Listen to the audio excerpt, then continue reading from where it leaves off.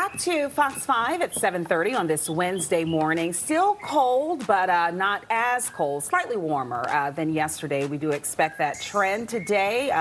Possibly pick of the week. We'll see. Much more on your weather and traffic, though, on the 5s ahead in a few minutes. Let's get you caught up on some of today's top stories and headlines on this Wednesday morning. Today, we learn whether or not a mother accused of killing her children 11 years ago is competent to stand trial. Catherine Hoggle is accused of killing her 2 young children, Sarah and Jacob, a decade ago. The father of those children says he wants Hoggle to stand trial.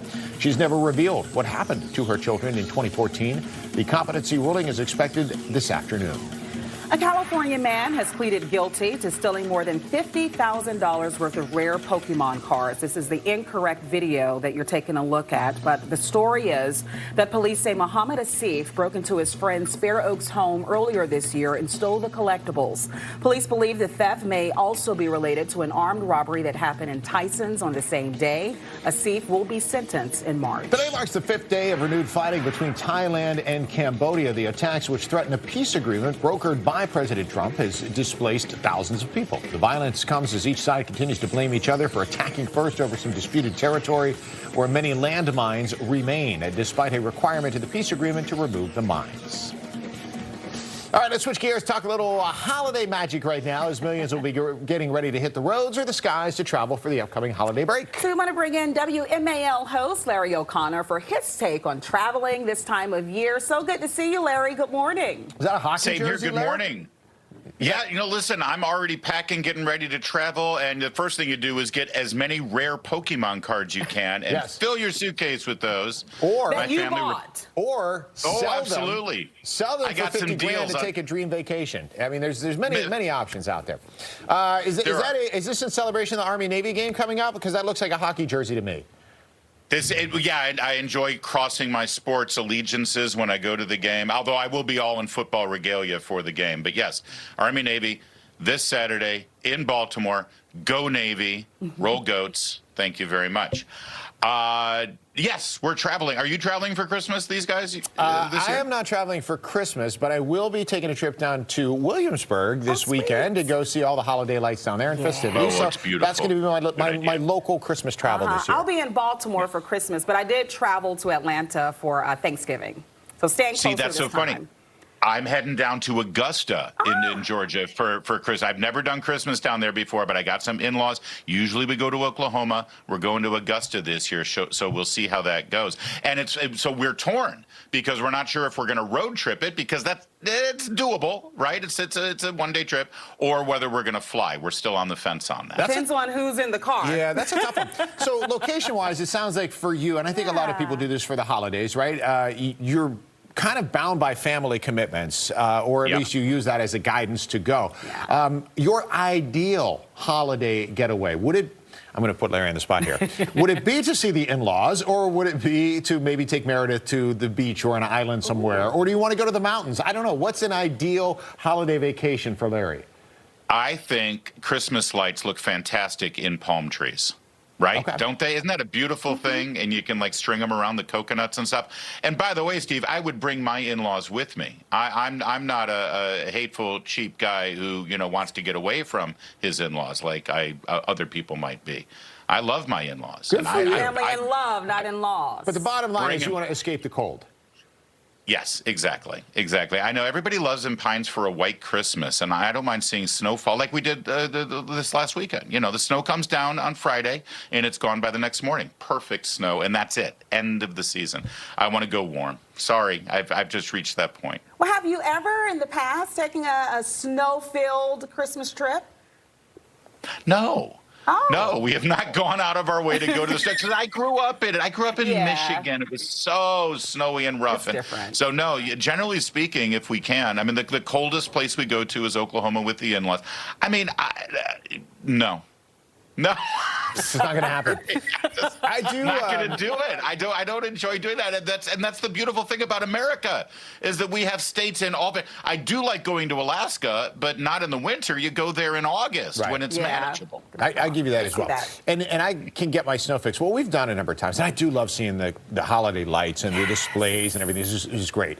But I'm with you. If you get a chance to go south, it seems like it's more of a payoff when it's cold here when you go south this time of year. But what we will do sometimes is we'll go somewhere later in the spring, like because if we don't have snow in March, right? Yeah. Some parts of the country still do. So then maybe go out west, or go to the Rockies, or go up north, up to upstate New York, or somewhere where you can find a little bit of snow. That is fun. I visit family in Southern California usually late in the winter, and it's 70 degrees down in LA or Orange County, but you do a day trip up to the mountains, enjoy the snow a little bit, and then get back to normal temperatures. Well played. This isn't the 19th century anymore. We're not bound by horse and carriage. We can travel around easy, and it's nice to get away from the cold weather now and again. So and one thing I've learned, you guys, I don't know if you know this, but people down in the South who live in Georgia or South Carolina and Florida, there's nothing they love more than people in the North, and especially the Northeast corridor from Boston down to D.C. They love it when we go down there in the cold months and spend time and take over. I'm sure. They're so warm and welcoming. I've had many of you at my home growing up, so yes, we do love that very much. I know the 5-minute Florida commute that turns into 50 minutes for certain months out of the year. It's just how it happens. Larry, have fun in Augusta. Good luck playing Augusta National. I know that's really why you're going, being a pro golfer yourself. Yeah, no idea. They play golf down there? Who knew? I had no idea. Our Masters champ himself. Thank you, Larry. Good to see you. Happy holidays. Go Navy. We'll see you at the game. Go Huge Navy. game this weekend. M&T Bank Stadium. Thanks, Larry. Enjoy it for us. 7:35. How are we looking on Saturday weather-wise? Have we looked ahead for the game? Steve, I have. Low 40s, kind of cloudy. Not bad at all. Yeah, it'll be okay. Yeah, it should be dry, so that's the most important part of it. Yeah, it should be just fine. Nice December football Saturday. 33 in Washington, kick off the morning. 31 Dulles and BWI Marshall. Yeah, that's cold. But a reminder, yesterday we were in a 10 to 20 degrees colder to kick off the morning. We had spots yesterday that were right around 10 degrees. Clouds to start your day, clouds to finish your day. There might be a little sunshine here or there, but generally a cloudy day. And a couple of showers this afternoon. We've got a frontal system, a cold front out to the west that will come rolling in. But up ahead of it, we're getting a little bit of a push out of the south and west. So temperatures will be a touch milder than yesterday. I don't want to call it a warm day, as they'll still be below average. But yesterday, can you believe yesterday our daytime high was only 33 degrees? So we'll be warmer than that this afternoon. Should be in the mid-40s here with a couple of afternoon showers. Tomorrow, right back into the cold. It'll be a blustery cold, too. Daytime high is only around 40. All right, back to the World Travelers. All right, Doug, thanks so much. Coming up, some Maryland residents getting hit with some hefty fines due to their Christmas displays, the reason behind those fines, and what those homeowners have to say about it. All right, also a new study finding DMV residents could face a risk of a water shortage in as few as 5 years. Those findings and what some officials say needs to be done to prevent the worst case scenario at 7:37. Plumbing to electrical, heating to air conditioning. If you can't, we can. Michael and Son.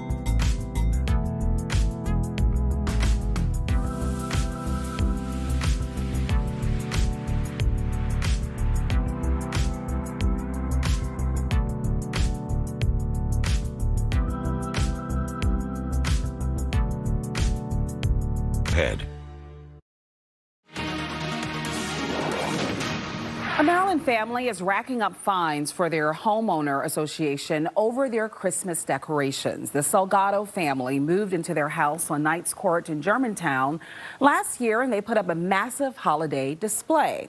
Well, the HOA fined them roughly $3,000 in 2024, calling their decorations a nuisance to neighbors. This year, they moved the majority of their decorations to a nearby church.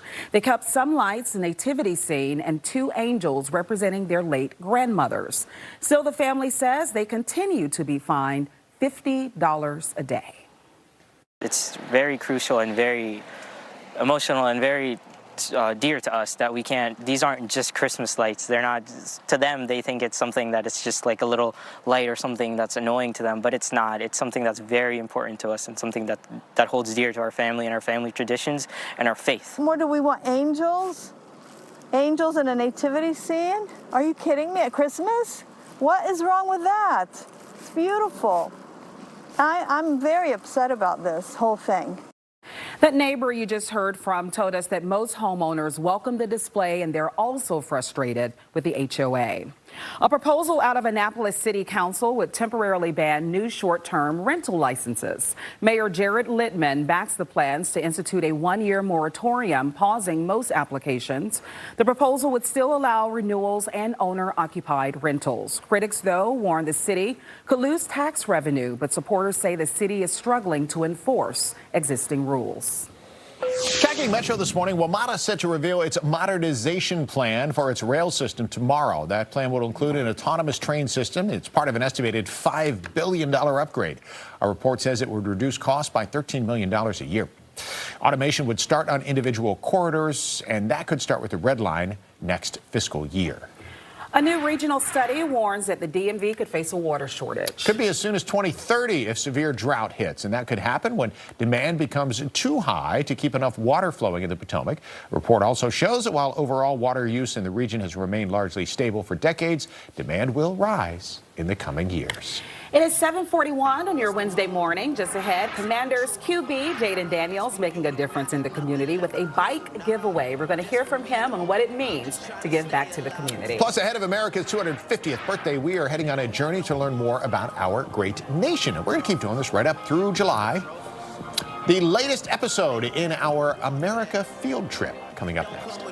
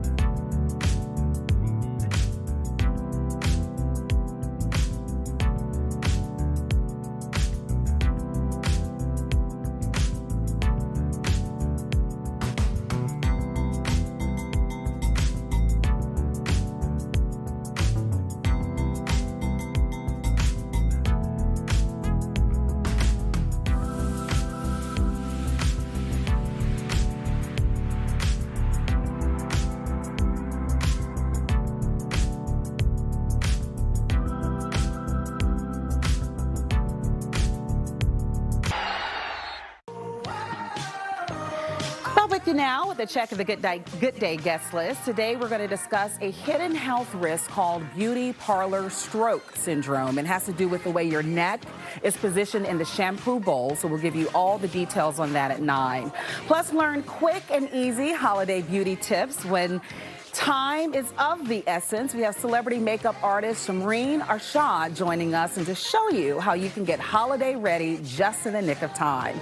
Then later on the Lion Lunch Hour, a good friend of the show, the Chosen Chef, will be back serving up a chosen Christmas feast. On the menu, Rasta pasta, chicken, shrimp, fish, and salmon egg rolls, and more. He's not going to stop there. It all starts with Good Day at 9 I'm not making light of the potential health issue with the shampoo bowl. Yes. But if you get that head massage, oh my goodness, it feels so good, right? And that's one of the questions I have too, because that's becoming more popular, the Right. massaging during that and the conditioning. So we'll see. Okay, all right. A lot to get to today. Great to see the Chosen Chef back with us. Always a good time. In the meantime, that's what you're looking at this morning. Nice sunrise, and we can tell you it's going to be warmer than yesterday. And we'll let Tucker fill in the rest of the details in 10 seconds. Can I call you?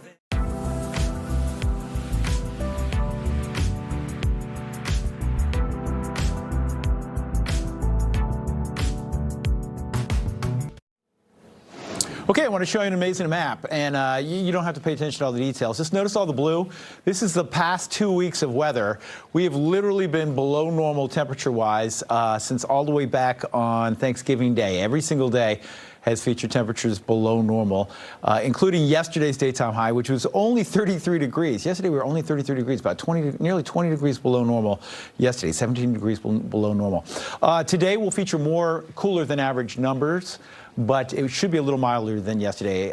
Hopefully we can do mid-40s this afternoon. We should still be about 50 for early December. All right, cold this morning, 30 in Frederick, 33 in D.C., 34 in Leonardtown, Manassas and Dulles 31. I'll just remind you, Dulles was 14 yesterday and Frederick was 10, and we were 20 in D.C. So these numbers, although cold, are a little milder, 10 degrees warmer than yesterday. The reason why, we got cloud cover, and we got a wind out of the south and west earlier this morning, and that wind out of the south and west will continue to pump in somewhat warmer temperatures. So you may feel a little milder. The trade, unfortunately, is the cloud cover, which is going to be with us, and we will see a few showers. Most of the rain you see out to the west will stay to our north today, but a few of these showers will sneak into our region later this afternoon. With temperatures in the mid-40s, it would be just liquid, so it would be just rain showers around the area. But again, the bulk of that energy stays to our north later this afternoon.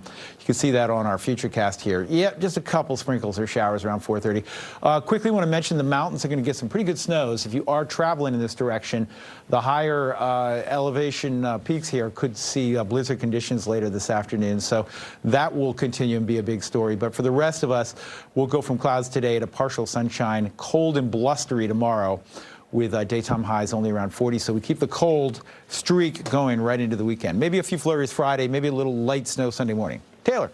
Thanks, Tucker. Let's head over to the roads right now, getting updated with the time of 7:47. We do have a couple of incidents, we are watching. This one is on DC 295 southbound through southeast DC. Again, tow trucks are now live on the scene, so we did get reports that 6 vehicles were involved in this crash right after Pennsylvania Avenue. Right lane and shoulder are both still blocked, so it is still jammed from Kenilworth Avenue. That's going to take you around 25 minutes. Also, heads up, still watching this crash along Fairfax County Parkway southbound. Again, it did involve several cars, one of which is turned over right before US 1 Richmond Highway. All lanes are still blocked. It's under police direction. Delays from I-95. That's going to take you around 15 to 20 minutes. Back to you. Thanks so very much. Well, the countdown continues until America celebrates 250 years. That'll be next year. And this morning, we're learning more about America's field trip. So let's welcome in the chair of America 250, Rosie Rios. Rosie, it's good to see you. And it's nice. Listen, we all love celebrating a birthday, and it's nice when all of America can celebrate this together. I wanted to start with one of the things that you're trying to do to get more younger people involved. Excellent. Well, thank you for having me. Really great to be here. I love your show. Thank you, Rosie. I really appreciate it. For the kids out there, you're doing something special, like especially the younger students, to be able to get them more involved in sharing some of their stories. Can you talk about that? Absolutely. So America's Field Trip is our national student competition for grades 3 through 12. We get to answer the question, what does America mean to me? And the winners get to choose from a series of backstage experiences, most of which have never been offered before. So we're really excited about this. This is our third year in a row, and we are well on our way to having 350 million Americans engaged in this effort. But most importantly, we absolutely want to inspire this next generation of leadership. Well, it's got to be exciting for you, and I know you have a long time, a lot of experience in government work. For you just to be able to hear what some of the younger people have to say, right, about some of their memories, some of the things that are important to them, that's got to go a long way, even beyond America 250. Absolutely. You bring up a really good point. I remember the bicentennial like it was yesterday. I was 10 years old, and I remember learning all about the American Revolution. And for me, it wasn't just a memory; it's a feeling. And we want these kids to really not just kind of remember this, but really feel how important it was as a seminal moment, the way it was for me. For sure. Let's talk about, obviously, that's a great opportunity for the kids, and I invite them to go find out as much information as possible so that they can be one of the people who are celebrated for their memories, their stories. What about for everybody else, Rosie? At this point, what are you most excited about sharing of some of America's stories and history as we look toward the 250th celebration? Well, I think you bring up such a fabulous point. Storytelling is a big part of what we want to do. We want to unbury the buried treasure of these stories that have never been told before. And as we look back on the first two rounds of America's Field Trip, what a lot of these kids have expressed is everything from patriotism to maybe it's the story of their parents coming over to this great country. Maybe they came over. But more importantly, it's really about their hopes and dreams and to be able to be selected. I mean, this is, again, once in a lifetime, for them to be selected and feel like they represent the American experience. That's what we want to share with everyone. And you bring up a great point, too, Rosie, as yourself and your personal story, being a young girl when America celebrated in 1976, right? And to see what you have been able to accomplish and give to your country in that time, I'm sure that you hope that next leader is going to come out maybe of these group of youngsters. It could very well be. I think there's a leader in all of us, and you just need a little bit of inspiration to get there. And we think that's what America's Field Trip is going to do for many, many kids. We've already seen it.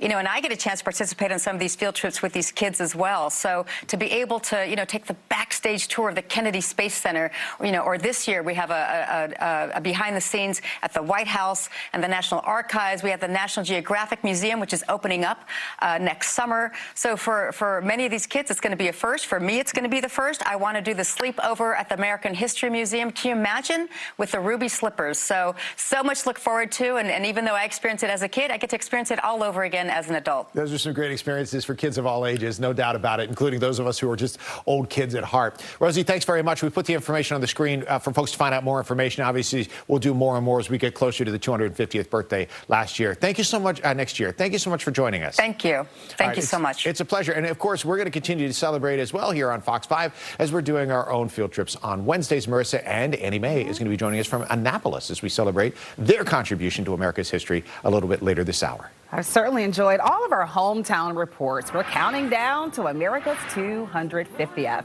All right, it's 7:52. If you've ever wondered what day is a good day to start a project, a new study reveals the most productive day of the week to crush your goals. Put your thinking cap on, see if you can figure it out. We'll share what it is on the other side of the break.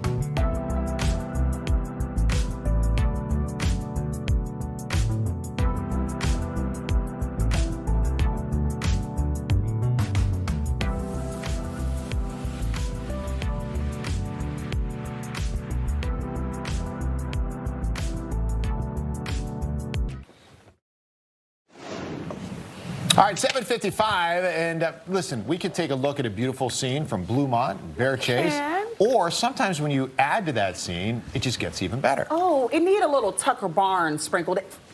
Like there that, he Steve? is, voila. Holiday cheer? Yes, you got it. On a gray day, Steve. We're so extra. 34 in Washington. Mostly cloudy skies. You can see for yourself there the live shot out in Purcellville. And we are looking at temperatures which are going to be on the cool side, yes, but maybe 10 degrees warmer than yesterday with a lot of clouds and maybe 1 or 2 showers this afternoon. Should be mid-40s eventually. Just a reminder, we only hit 33 yesterday, so significantly warmer temperatures as most of this rain shower activity should stay to our north. We'll be in for just a few showers this afternoon, 46 degrees. Cold, windy conditions back tomorrow, maybe a few flurries Friday. Could be a little light snow Sunday morning. We have got to watch that period carefully. Taylor? Thanks, Tucker. Let's get a check on the roads right now, coming up on 7:56 right now with your time. Here's an update on the crash along Fairfax County Parkway southbound. There's still reports of multiple vehicles involved in this, one of them being overturned. Looks like they have since gotten that car overturned and onto the tow truck for now. So that cleanup continues. Before all this happened right before US 1 Richmond Highway. Traffic is being diverted onto Telegraph Road for now. So drive times between I-95 and Telegraph Road, that's going to take you around 10 minutes to go 1 mile. Also, heads up DC 295 southbound through southeast DC. This crash continues right after Pennsylvania Avenue. The right lane and shoulder are both blocked, and it's still jammed from Kenilworth Avenue. That's going to take you around 25 minutes. Marissa?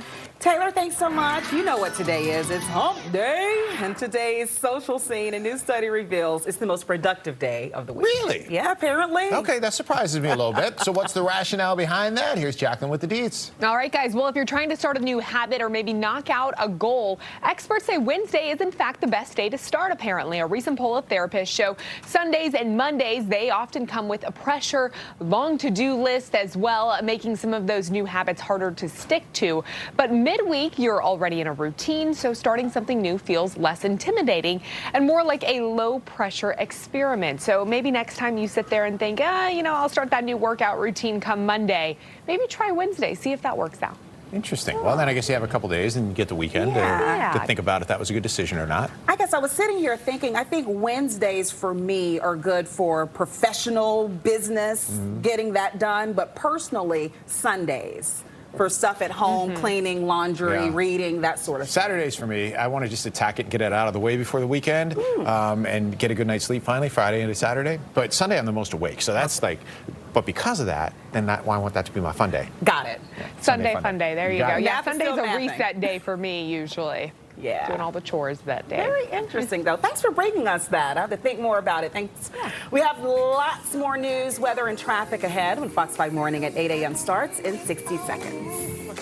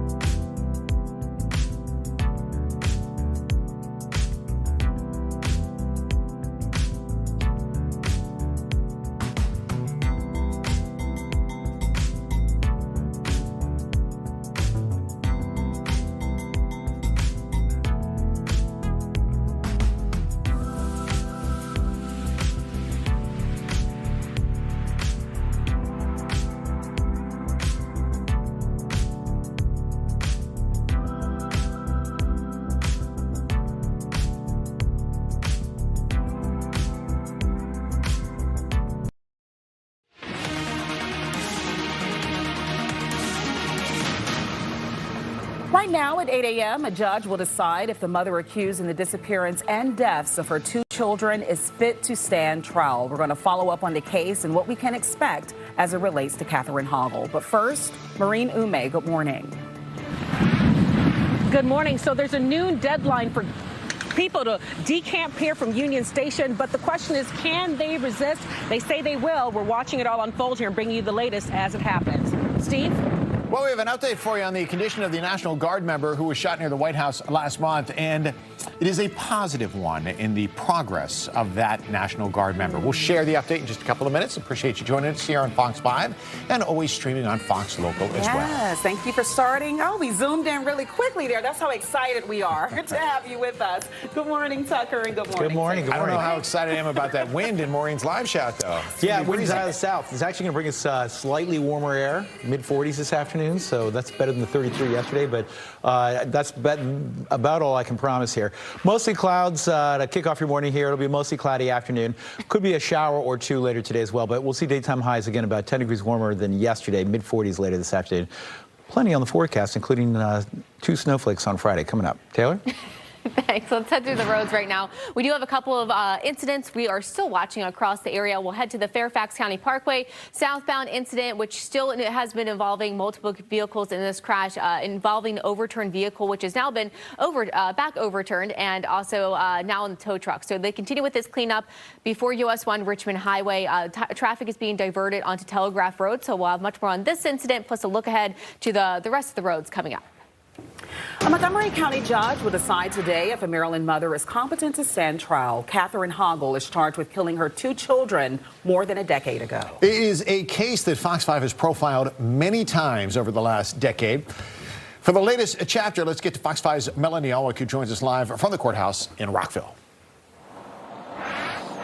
Hey, good morning, guys. So for 2 days, a circuit court judge here in Montgomery County has been hearing competing experts, testimony from both of them, both who have spoken with Catherine Hoggle, looked over some texts and phone calls, and really one says that she is no longer delusional, that she's competent enough to participate in her own defense and can stand trial. Another says she is not. Now, Sarah would be 14 today, and Jacob would be 13 had they not disappeared 11 years ago. Prosecutors allege their mother, Catherine Hoggle, killed them, but Catherine has never said what happened to her children on September 7th, 2014. In 2 separate trips, she took each child out of the Clarksburg home she shared with their father, Troy Turner. She claimed she took Jacob to a sleepover and Sarah to daycare. Hoggle was charged first in 2014 and indicted for murder in 2017, but found incompetent to stand trial. She suffers from schizophrenia.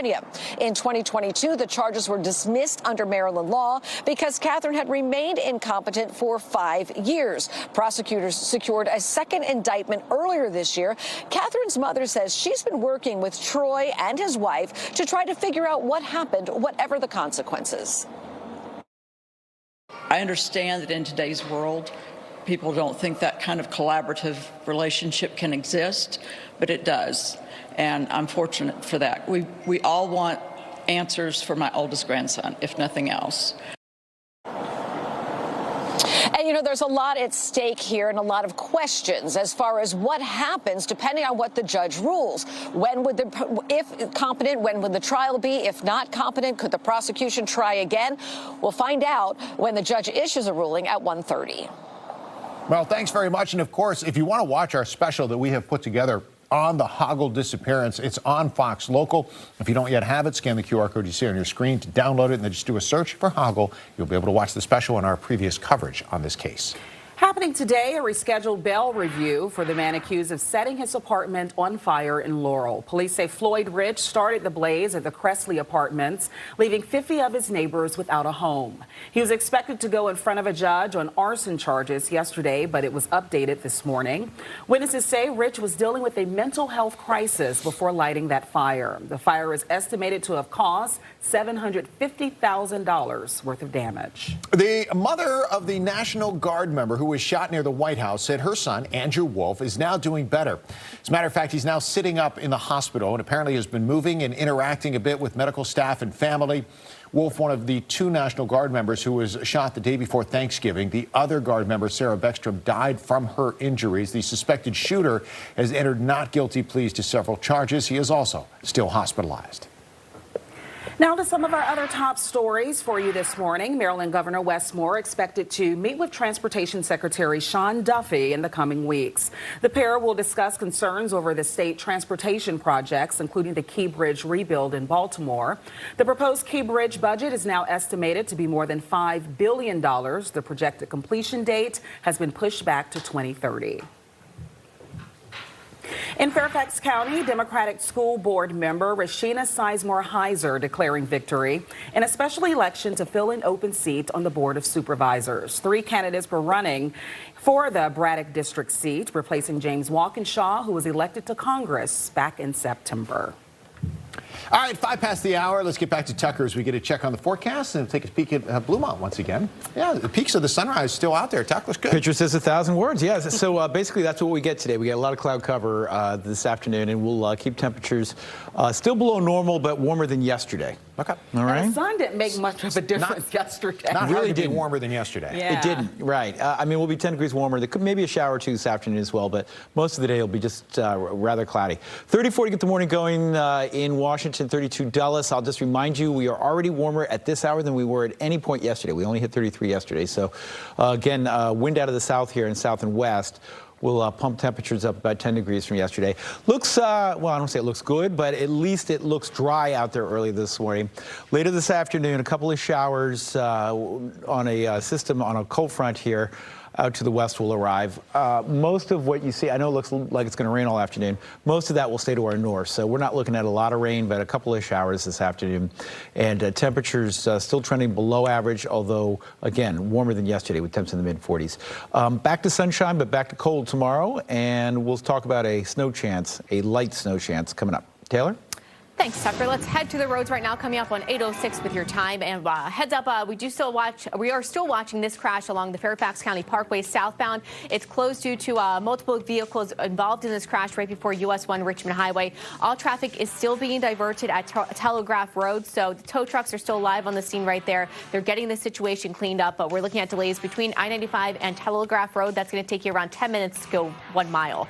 Also, here's DC 295 southbound through southeast DC. Still watching this crash after Pennsylvania Avenue, which has the right lane and shoulder both blocked. It's continuing to get a little bit cleaned up, so it's still jammed from Kenilworth Avenue. That's going to take you around 25 minutes. Back to you. A protest encampment outside of Union Station is preparing for what could be a forced removal later today. The protesters are a group of veterans who have been camped out at Columbus Circle for months. They have been ordered to clear out by noon today. So this morning, they're bracing for federal officers to show up. Ori Nume is already there at Union Station. Joins us now with the latest. Mo? Hey, good morning. So, yeah, the group, remember, they say they still haven't heard anything from the National Park Service. So they're assuming that by noon today, they will have to decamp. Take a look behind me. Their camps are still up there. They are amongst other groups that have been here for months on end. But then I want you to look at this over here. A group of cars. These are federal law enforcement agencies. A bunch of their cars parked here. I asked them, are they here for the decampment? They said, no, they're here for training. But certainly the veterans do think that this is an intimidation tactic, just the visuals of these police vehicles here at Union Station. But again, this is not supposed to be tied to what will happen here at noon. Nonetheless, the group say they have started to empty out their camps in anticipation of what will happen here at noon. Let's give you the backstory of what this is all about. Again, the National Park Service is saying these groups have got to vacate this Columbus Circle area. They told them that the entire plaza has to shut down today for public safety and for upcoming beautification and construction work, even though the group's protest permit runs through January 10th. Now, this is what the encampment looks like now. Let's take that video shot this morning. The Remember Your Oath tent has been mostly cleared with only a few items left inside. Members began removing their equipment yesterday in anticipation of federal officers showing up with little warning. A member of the group questions the timing of NPS's explanation for why the circle needs to be cleared. She says it makes no sense. We don't imagine there's going to be a lot of work on a fountain in the middle of winter, or digging up pavers and things like that. It just seems like a really inopportune time to do that kind of work. So we're not expecting any work to begin as soon as they decamp us. We feel like this is just a means of limiting our freedom of speech and right to protest. All right, so the group says that the National Park Service says that they can move to a park nearby. It's about half a mile away here, Stanton Park. That's where they're being moved to. But again, they haven't heard anything from National Park Service. We keep checking National Park Service website and trying to reach them to see if even a notice has been put up. Nothing. There's no physical sign here saying that this area will be shut down for any sort of project. So we continue to watch to see what will happen this morning. But again, from what we're seeing right now, just this very visible presence of officers, federal officers, who say they're not here for the decampment issue. They're here for separate training. So we'll take their word for it. That's what the officers told us. But we'll continue to watch to see what happens out here with this removal. Wouldn't be the first time that these camps have been removed. So they're prepared for it. But they say, they'll resist as long as they can. We'll be here watching and, of course, reporting back to you as we see or hear anything. Back to you in the meantime. All right, thanks so much, Maureen. I'm Akia Turner with this Fox 5 News Alert this morning. The Senate will hold a vote tomorrow on Republican health care plan. A GOP plan will compete with the Democrats' proposal that calls for extending Enhanced Affordable Care Act tax credits by 3 years. The Affordable Care Act subsidies are set to expire at the end of the month. Now, the COVID-era tax breaks help more than 20 million Americans pay for health insurance. Republican lawmakers want to let the subsidies expire, floating several alternative options, including expanding health savings accounts. Guys? Akia, thanks very much. Still to come, police responding to a break-in at a Christmas store. And boy, they got the shock of a lifetime. We'll get a glimpse of what they found when they arrived. Plus, a water rescue caught on camera with police jumping into action to save a man. We have that rescue and the victim's condition next. Plumbing to electrical, heating to air conditioning. If you can't, we can. Michael and Son.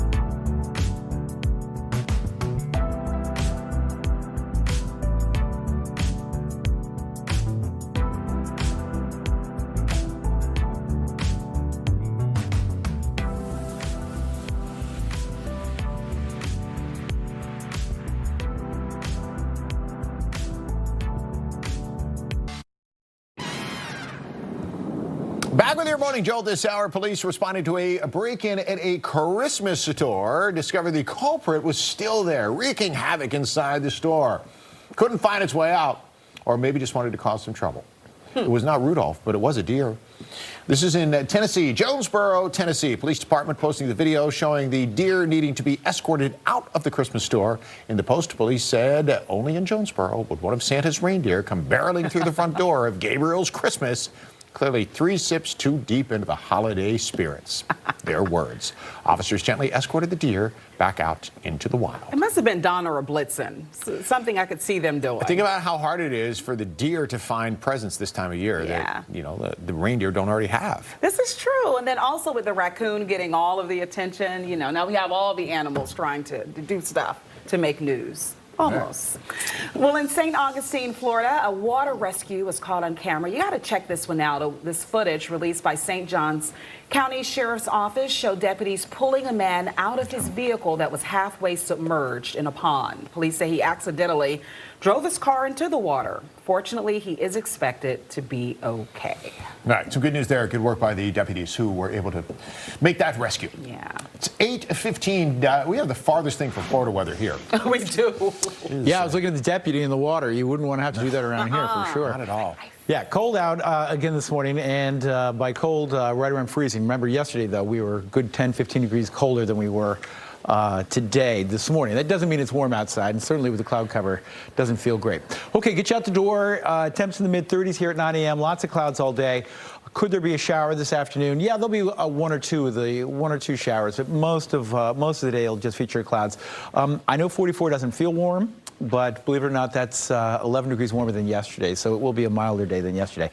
All right, still cold, 35 in Leonardtown, 33 in Manassas, Martinsburg 31. We had a report out of Martinsburg yesterday of 8 degrees, so that gives you a sense of how much warmer it is with the cloud cover and the winds out of the south and west early this morning, 32 in Frederick. So a southerly wind and a southwesterly wind up ahead of our frontal system, which I'll show you in a moment, but a lot of clouds out this morning. That's helping to kind of blanket the atmosphere just a little bit and hold the numbers up from where they were yesterday. And as this front approaches later this afternoon, we'll see a couple of light sprinkles or showers work through the region. Most of this energy is going to stay to our north, and we'll be on the far southern end of it. So we're not going to get a lot of showers or a lot of rain around here, but a few showers later today if you're out and about or working outside later today. And I don't want to call them warm temperatures, but maybe when you compare them to yesterday, a little better with temps in the mid-40s. I also want to mention, if you're headed out to the west, snows are going to really get going here in the mountains. In fact, there's a blizzard warning for the western slopes there as the snow will really be coming down later this afternoon and tonight. Locally, we'll go from clouds to partial sunshine, or that's tomorrow morning, partial sunshine. I guess we'll go to clearing skies tonight and then partial sunshine tomorrow. And tomorrow will be a cold and breezy day. We'll only be about 40 tomorrow. Okay, when are our chances for a little winter weather? A few flurries Friday afternoon, then again Sunday morning. The Sunday morning clipper, I would say, at this point has a little bit higher potential. If it kind of bullseyes right over our region, maybe we could get an inch or two of snow. So we'll watch that Sunday morning time frame carefully. Taylor? Thanks, Tucker. Let's get an update on the roads right now, coming up on 8:17 with the time. Here we go. An update on this crash along DC-295 southbound through southeast DC. It's still ongoing after Pennsylvania Avenue. The right lane and shoulder are both still blocked as they continue with the cleanup. It's still jammed from Kenilworth Avenue. That's going to take you upwards of 25 to 30 minutes. Also, heads up, this crash is still ongoing along Fairfax County Parkway southbound. All traffic is being diverted right before US 1. It's being diverted at Telegraph Road. So drive times between I-95 and Telegraph Road, that's going to take you around 18 minutes. Looks like they're getting that situation cleared up from that traffic camera right there. Outer loop through Greenbelt. Heads up, there's a crash before BW Parkway. Right lane and shoulder are both blocked. Delays from Maryland 214. That's going to take you around 30 minutes. Back to you. President Trump hits the road traveling to Pennsylvania as the White House aims to flip the script on affordability. The White House hopes to win over Americans still anxious about the economy and inflation. Jacqueline Matter is standing by in our newsroom with details on that speech. Jacqueline. Well, Marissa, the president held a campaign-style event in Mount Pocono where voters there helped him flip the state in 2024. He touted his aggressive economic agenda while also blaming his predecessor, Joe Biden, for continued high prices, telling the crowd that after just 10 months in office, America is, quote, winning again. According to the White House, the president's agenda will bear fruit next year. I have no higher priority than making America affordable again. That's what we're going to do. And again, they caused the high prices and we're bringing them down. It's a simple message. However, polling shows many Americans may not agree. A recent Fox News poll finds some 76% of voters view the economy negatively. Ahead of the midterms, the White House says the president will continue these campaign-style events to engage supporters in the new year. Back to you. Yesterday, Defense Secretary Pete Hegseth, Secretary of State Marco Rubio, and CIA Director John Ratcliffe briefed congressional leaders and Intel committee members on those boat strikes in the Caribbean. Video from September showed the strike being carried out on an alleged narco group, but the Trump administration is facing new scrutiny after a report alleges that a double-tap strike was ordered by the Pentagon on 2 survivors killed in the initial strike.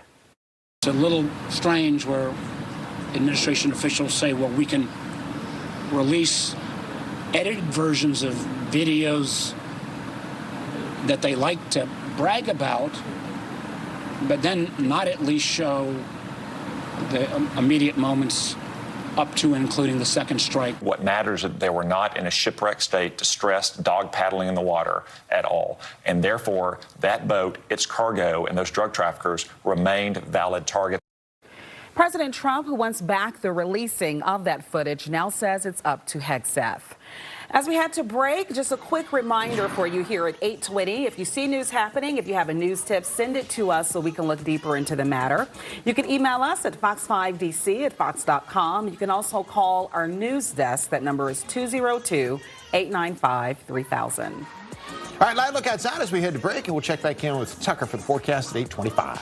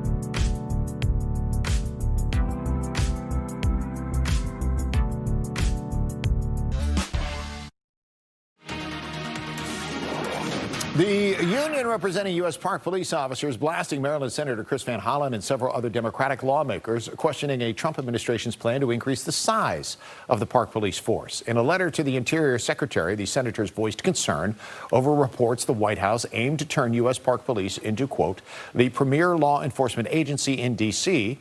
and, quote, impose their will on the streets of D.C., end quote. The Fraternal Order of Police rejects that claim that there is no increase in crime in D.C. and says the senators stayed silent during the Defund the Police movement. Park Police is part of the Interior Department, which is part of the Trump administration. Traditionally, the Park Police has been responsible for national parklands, federal open space, and national monuments in the district. Fairfax County supervisors have approved legislation to oppose a casino in Tysons. Those who do want the casino say it would bring significant tax revenue and jobs. On the state level, the Virginia General Assembly session starts January 14th. Now, the casino legislation has not been reintroduced yet, but leaders do think it will come up again on the state level. The town of Vienna in Fairfax County has a new police chief, and he's a familiar face to the department. Deputy Chief Dan Janicki has been a deputy police chief for more than a decade, and he takes over for outgoing Chief Jim Morris, who's retiring after 13 years with the department. Janicki also worked for 20 years in the Fairfax County Police Department. The Montgomery County Council appointing Shebra Evans to fill the at-large council seat vacated by Gabe Albornoz. Evans served 8 years on the Board of Education, where she served twice as president and oversaw multi-billion-dollar operating and capital budgets.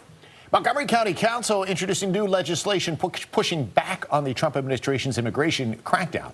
If passed, the Trust Act would prevent discrimination against immigrants in the county. Also limits how much the county would help with federal immigration enforcement and ensures people can access county resources regardless of their immigration status. There's increased fear within the immigrant community that's driving many people away from community engagements, and in some cases towards self-deportation. Now, through this codification, we're going to ensure that regardless of who our leadership is in Montgomery County, we will continue to treat immigrants with dignity, with respect, regardless of who is in control of the federal government at that particular time. A public hearing on the Trust Act is scheduled for next month. Coming up, as many people take advantage of weight loss medication, we want to educate you on your options and which one is the healthiest. Stick around. We're going to speak with an author and a health expert about the benefits of those medications.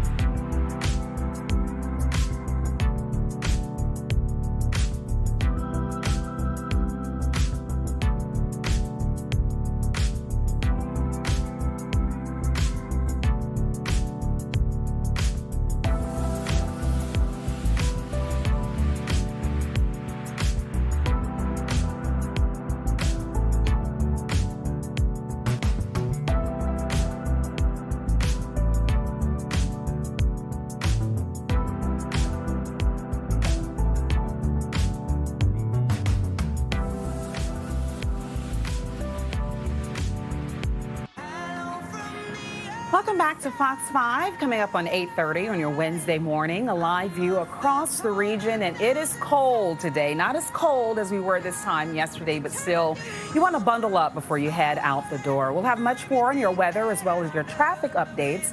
We check in with Tucker and Taylor in a few minutes. Steve. All right, let's get you caught up on some headlines and top stories. First of all, an arrest has been made in a shooting outside of a D.C. nightclub that left 5 people hurt.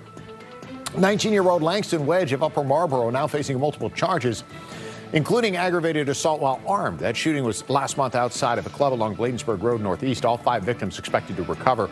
Still no word officially on what prompted that attack.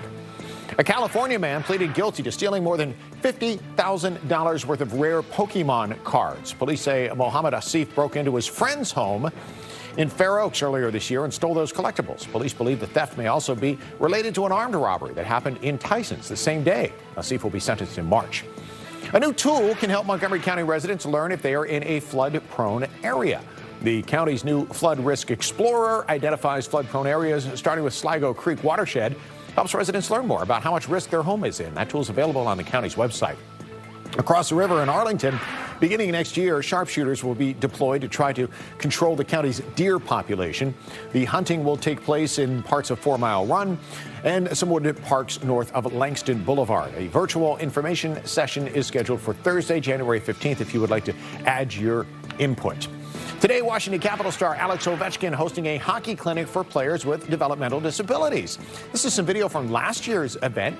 This will be the 8th year that Ovi has been part of this partnership with the American Special Hockey Association, the group dedicated to pushing for inclusion and accessibility.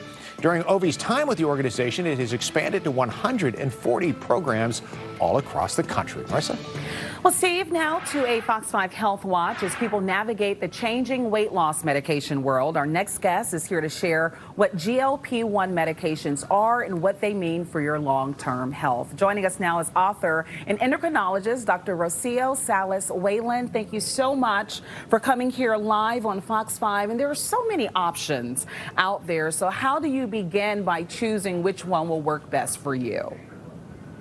The best option is always going to be the one that the patient is going to be able to maintain long term, right? I get this question many times, which is the best? The best is the one that either your insurance will cover or that you can afford long term, because the goal with this medication is that you have the availability to use it also long term, not just for the weight loss, but for the weight loss maintenance. Now, if we're in a world that insurance and cost doesn't matter, then I would choose tirzepatide, which is Mounjaro and Zepbound. That's the newest of the bunch that we have, because definitely has almost less to zero side effects compared to Ozempic and Wegovy, and more effective at smaller doses.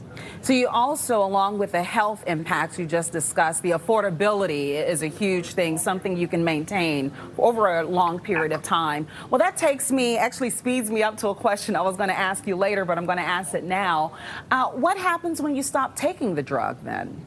Does it reverse everything? This medication was never designed for a short-term use. This drug was created to treat a chronic condition, which is either type 2 diabetes or obesity. Those two conditions rarely can be cured, they're controlled. So this drug was developed with the long term in mind. Now, I like to bring a positive light to being a long-term drug, is that for the first time, not only do we have a drug that actually gets you to your weight loss goal, but can also help you stay at your weight loss goal, which has been the holy grail that we couldn't figure it out. Many diets, crazy diets, exercise program can take you there, but the staying there was always the problem. Once you've decided on the drug of your choice and which one is best with you, or for you rather, there are subscription type services. You also have pharmacies that will do their own compounding. Which route should you take in terms of filling those prescriptions? Always the FDA regulated route, right? Compounded medications, we don't know what you're going to get. We don't know the safety, the sterility of the medication, right? And many times actually it's illegal now to compound the exact version because none of the drugs, the GLP-1, are in shortage list anymore. So it's actually illegal. So what compounding pharmacies are doing to bypass that, they're adding certain substances to the mix to be able to compound it and sell it like that. So not only you're not getting the original version, you're all getting something laced with something else that we don't know the safety. And most of the side effects that we hear in the headlines is due to compounded medication, of improper use of compounded medication from either whoever's prescribing it or the patient itself. We speak a lot about the weight loss change that you will notice over a long period of time. I'm curious to know about the other changes in the body that you all typically see for people who take this medication for an extended period.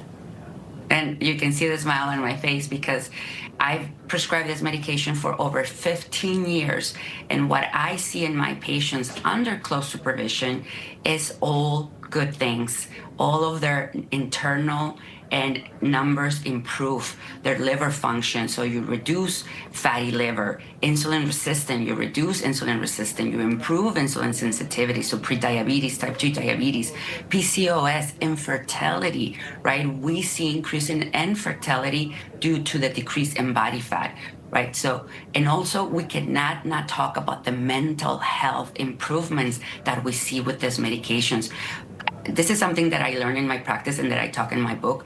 Patients with obesity or that they struggle with weight is a 24/7 constant worrying about their weight or their food in front of them. So when you relieve this constant 24/7 worry, it also opens the space for something else in their head. So you improve anxiety, depression, improve in confidence, right? Yeah, so it can be a holistic improvement, all depending. Dr. Salis Whalen, thank you so much. We had your book up just a few seconds ago for our viewers to stay connected with you and get more on your expertise. Steve? Thank you. All right, here is what is coming up in the next 45 minutes. Countdown continues until America celebrates 250 years. And this morning, we are learning more about America's field trip. Then Australia leading the charge when it comes to protecting kids from online dangers. We're going to break down the country's new social media ban for minors. And it's giving season. We're going to check out some of the coolest STEM gifts for kids. All that and much more when we come back. It's 8:36. Plumbing to electrical, heating to air conditioning. If you can't, we can. Michael and Son.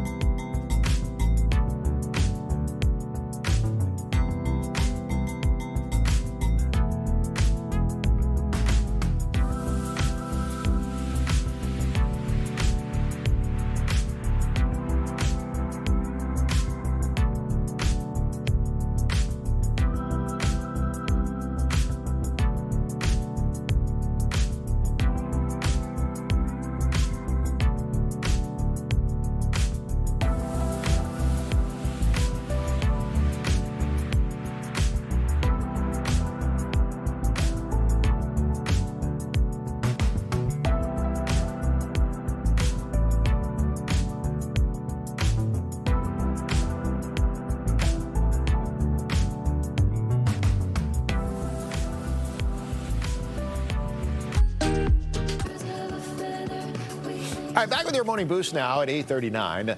Colder weather can send a lot of people running for cover inside into the heat, right? But no matter if you hate the cold, doctors say getting time outside is still essential for your well-being. It's a tough sell. I don't think I could sell this story, so that's why we turn it over to the expert herself. Jacqueline, you can do all the heavy lifting. Yeah, you know, I am always cold, but they do say a breath of fresh air is good for you. So studies have long shown how a dose of the great outdoors can do wonders for both our physical bodies and our mental health as well. But what about virtual reality? So some researchers from Clemson University are trying to develop a virtual reality headset that'll take users outside to nature using that VR headset, not just for those with limited mobility, but also for those of us maybe just not ready to brace some of those freezing temperatures.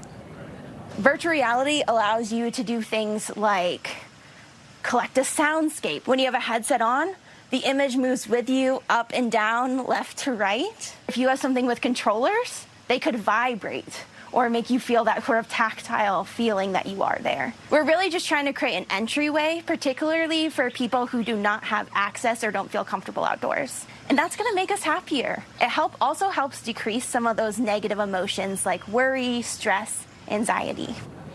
Yeah, while the benefits from the virtual headset are similar to spending time outside in nature, researchers are sending a gentle reminder that VR is not a complete replacement for actual time spent outside, but a good option for maybe folks that may have some mobility issues, some disabilities as well. Definitely. A good option there. Yeah, and I think she nailed it when she said that, right? For those who are not able to go outside, it gives you great experience into what it is like. Now, for those of us who are able to go outside and just choose not to, you know, it's fine, Jacqueline. If you want to show me what it looks like to climb Mount Everest, then that's kind of cool for virtual reality, because I'm never going to do that. But don't just have me stand in front of an open refrigerator and show me what snow looks like and say, I checked the box of going outside today. Look, you know I hate being freezing cold, so I'm kind of on board with this, but I get what you're saying here. We say this as we shiver and sniffle inside. Literally, it's so cold outside today. All right, Jacqueline, thanks. Warmer than yesterday, at least. Hey, how about sunny California? Some good vibes there. Some young kids there shared their passion for reading with therapy dogs. Elementary school students grabbed their favorite books, and they sat down to read with the therapy dogs. That makes everything better. Experts say encouraging young children to read out loud to an audience, even if that audience is a furry four-legged friend, helps with pronunciation, helps with vocabulary, and helps with comprehension skills, and really just makes for an awesome play date as well. That's pretty cool. Annie Mae's got a play date today, and for that, she went to the capital of Maryland. Good morning, Annie Mae. A play date with me, myself, and I, Steve. We're here at the Maryland State House in Annapolis, Maryland, and we're going to be learning a little bit more about their plans for America 250.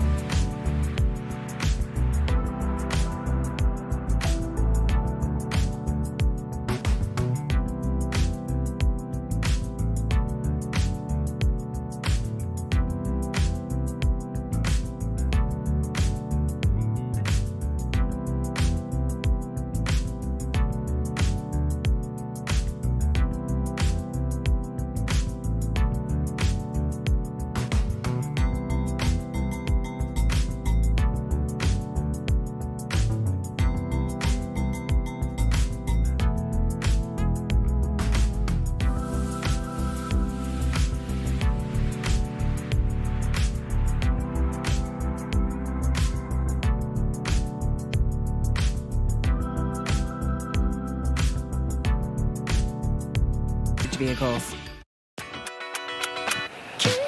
All right, we are coming up on 8:45 now. Welcome back in. I'm Makia Turner with a look at your Good Day guest list this morning. And today we discuss a hidden health risk called beauty parlor stroke syndrome. It has to do with your way or the way that your neck is positioned when you're in the shampoo bowl. So we're going to break that down for you and also bring you all the details straight ahead at 9 o'clock.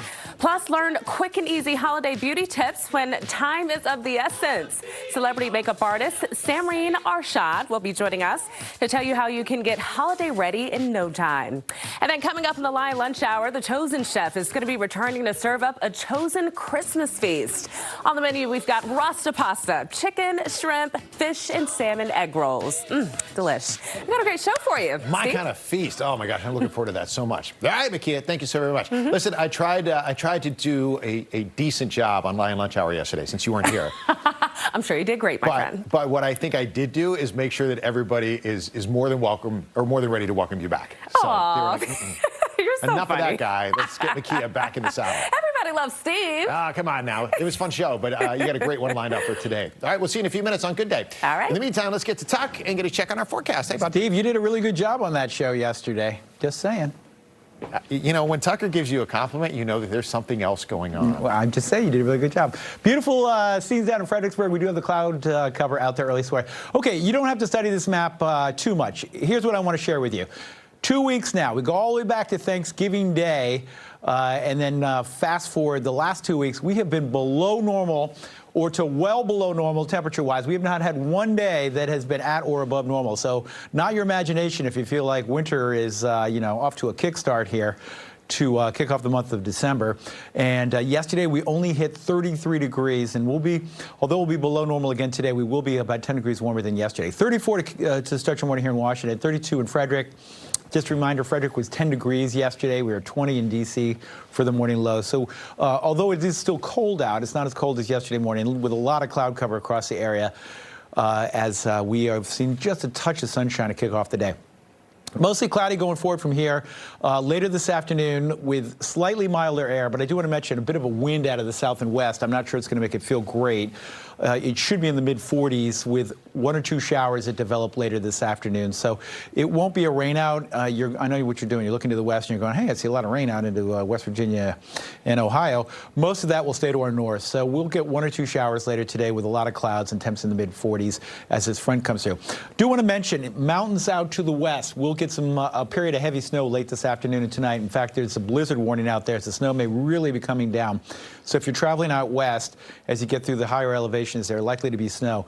For us, a couple of showers, mid-40s this afternoon, and then we get our winds backing out of the north and west. And guess what?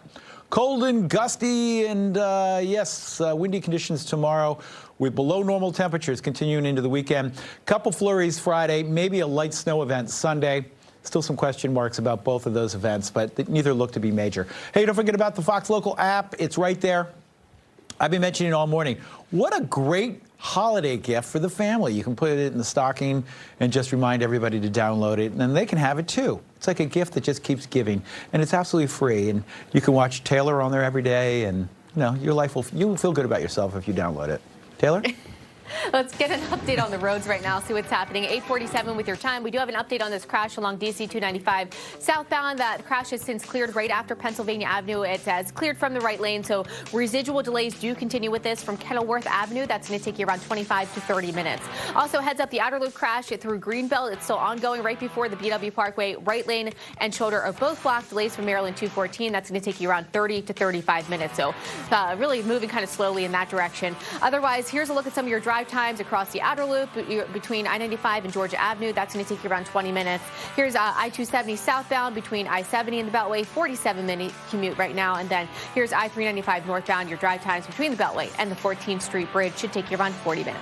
Back to you. Well, ahead of America's 250th celebration, we're continuing to spotlight America 250 in your hometown. And today, Annie Mae is in a town that many of you know very well, whether you live there or you travel there. We're talking about Annapolis and what they're doing to recognize America's upcoming birthday. Hi, Annie Mae. Exactly, Steve. Thank you very much. Elise Bachman joining me. And we are right in front of the Maryland State House. And it's actually got a whole bunch of new decorations for Christmas that we are super excited for. Why don't you tell us about the history behind the Maryland State House? Well, thank you for being here this morning. Like America, the Maryland State House is celebrating its 250th birthday, too. In fact, when the building was begun, the colony of Maryland in 1772, its last royal governor laid the cornerstone. And by the time it was finished in 1779, the building was being presided over by the first elected governor of Maryland, Thomas Johnson. So this building really itself spans that history from the 13 colonies to the United States of America. Oh my gosh, that is fantastic. And so we're talking about so many important milestones in American history that happened right here, 3 of them in particular, right? That's right. Our State House is distinguished by being a National Historic Landmark. It's not only important to Maryland, it's important to America. And that's principally because the Continental Congress met here at the end of the war in 1783 to 1784.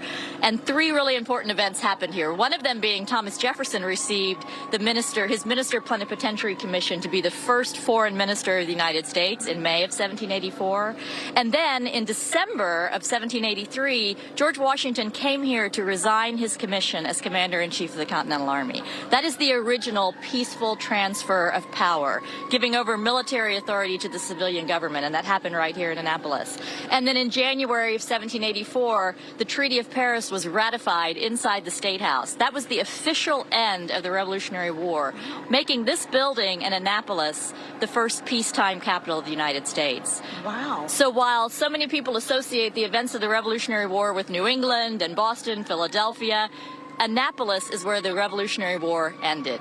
Oh my gosh, certainly a lot of history happening right here in Annapolis, and plans for the future with a couple of upcoming things that are happening in 2026, right? Absolutely. I'm very proud to be a part of the Maryland 250 Commission. We have a charge to make this a commemorative event that feels inclusive, that everyone feels invited to the party. So not only will we be featuring Maryland's history inside the building through our exhibits, which are always there, we're going to be adding a new monument to the State House grounds. It's a Black Patriot Monument, which will honor those people whose service to America is really unknown and lesser celebrated. And we're excited to be adding that in August of 2026, which will be the 250th anniversary of the Battle of Brooklyn. Well, we are certainly doing all of that here in Annapolis, Maryland. Elaine, thank you so much for joining us today. And we will be continuing over the next 2 hours or so to be learning about all the different things you can do here in Annapolis specifically. But how beautiful is it on this almost Christmas morning? We'll see you after a quick break.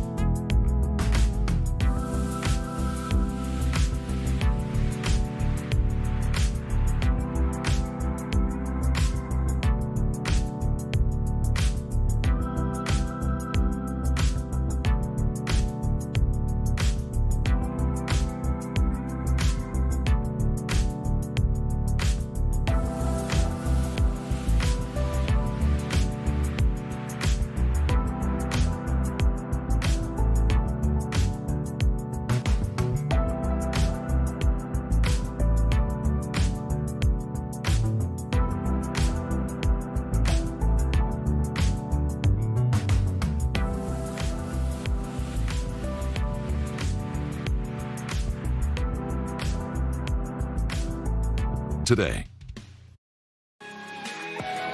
Well, once again, I invited all my friends to my party, and nobody showed up. So instead of the social scene, it's just a scene right now. Not much social about it when nobody wants to come join you to talk about things. But nonetheless, we'll roll through some of the trending talkers that we have today. As they say, life is a gamble, but a new study reveals some of the riskiest bets we are making every day. So what tops the list of daring choices? Well, apparently taking a new job is the biggest life decision that people tend to make. That is immediately followed by quitting the new job. Oh, and speaking of new, a friend accepted my invitation. Makia's here with me now. So good to see you, my friend. Hello. Are these some of the biggest life risks that you have found? We're talking about taking a new job, quitting a new job, making a big investment, diving into the market maybe, choosing to drive, becoming self-employed. These are some of the biggest risks. What do you think? Yeah, I couldn't agree more. How about leaving a job without another job lined up? That's a tough one, That's right? a big one, too. That's a tough one. But yeah, no, the last time I took a new job, other than this one, I had to pick up and just move to a completely different state, sold my house. It was a lot. And obviously, you know, it just comes with taking a big risk. But I made sure I had all my ducks in a row before I did so. It's a risk, and you're right. Not just if you're leaving for a new area, but you have relationships, you have family, you have all of these things that are going to get uprooted. And you got to start over. Yeah, you put that trust that this job is going to work out for everybody that's involved, not just for you. It's a lot of pressure. I wish everybody the best if you're going through that yourself. For sure. We talk a lot about social media, and we mentioned this earlier. Australia now has banned it for kids under the age of 16. No social media. They say we're taking kids back. Well, that's kind of what they said. Starting today, children in Australia do not have access. Australia passed the Online Safety Amendment Bill with the goal of protecting children from what they say are the harmful effects of social media use. It's unclear how companies will enforce the age restrictions. Experts say social media created a mental health crisis among children. And yes, some of the leaders said, we want kids to be kids. And I know it sounds old-fashioned now, and it's tough, right? Because kids have had the tablets now since they were born, right? And some of them know how to work them better than me. Well, and they're babysitters in a lot of cases too, right? I mean, if you're at a restaurant, if you're out in public, it's like, here, you know, play with this, use it. Yeah. So then it's kind of hard to tell them that they can't chat with their friends online or see what they're up to on social media. Yeah, but then I think back to when I was a kid, Steve, and what was a tablet? What was a Makia, you're so old. Exactly. I'm just saying, you know? But no, it's interesting times, and I'm wondering, you know, how this will all fare out. You know, if the kids, at least in the States, we see where at restaurants kids are, you know, plugged in. But if in Australia, were they doing that before too, or you know? Your generation is lucky because you had both, the best of both worlds, right? You were able to kind of have those memories of growing up, being very social and just playing with friends without the electronics. But then you also realize that, you know, it can be a time saver as well to have 100%. The technology we have now. That's changing. It's changing. And it is tough for kids now. But I think for a lot of kids, it's just like if you give it to them and then you take it away, it's a lot harder rather than just evolving with it. So, well, if you end up on Santa's naughty list, a number of things can happen. And one little boy found out the hard way. Every Christmas for 36 seasons, Charles Edward Hall has played Old St. Nick at Radio City Music Hall. And one night, Charles had the difficult task of putting a kid on the naughty list. According to Charles, the child was misbehaving so bad, he told him he would not be getting an iPhone for Christmas. Turns out that rebuke did wonders because a month later, the child's grandfather gave Charles an update saying his grandson is a changed kid, but we don't know if he got the iPhone. Yeah, I was going to say, how did this end? Speaking of children with technology, so... Hey, that's where you hit them where it hurts. Take away that, speaking of the tablets, and speaking of all the video games and electronics, I mean... And you talk about tough life decisions. Try being, you know, a Santa helper and having to tell somebody they didn't make the good list. That's hard. Do not want to break that news to them whatsoever.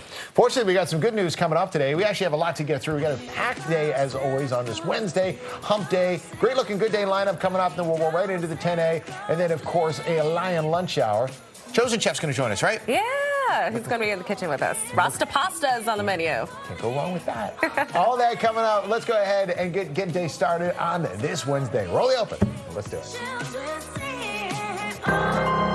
Right now at 9A, her fate in limbo. A judge is set to make a major decision over a mom accused of killing her kids. Up next, the potential ruling that could keep the case from going to trial. Plus, protesters push back. Demonstrators outside of Union Station have until today to move, but they warned they're not budging. Our Maureen Ume is live near the scene with what could happen next. Then, a hidden hair care danger? Some salon washes could lead to a dangerous, potentially deadly condition. A top doc did digs into what could go wrong and how we can pamper and protect ourselves. Plus, we're inching into the mid-40s today, but the return of frigid temps isn't far off. Chief Meteorologist Tucker Barnes is breaking down when to brace for the big drop. Good Day DC is here for you, and it starts right now.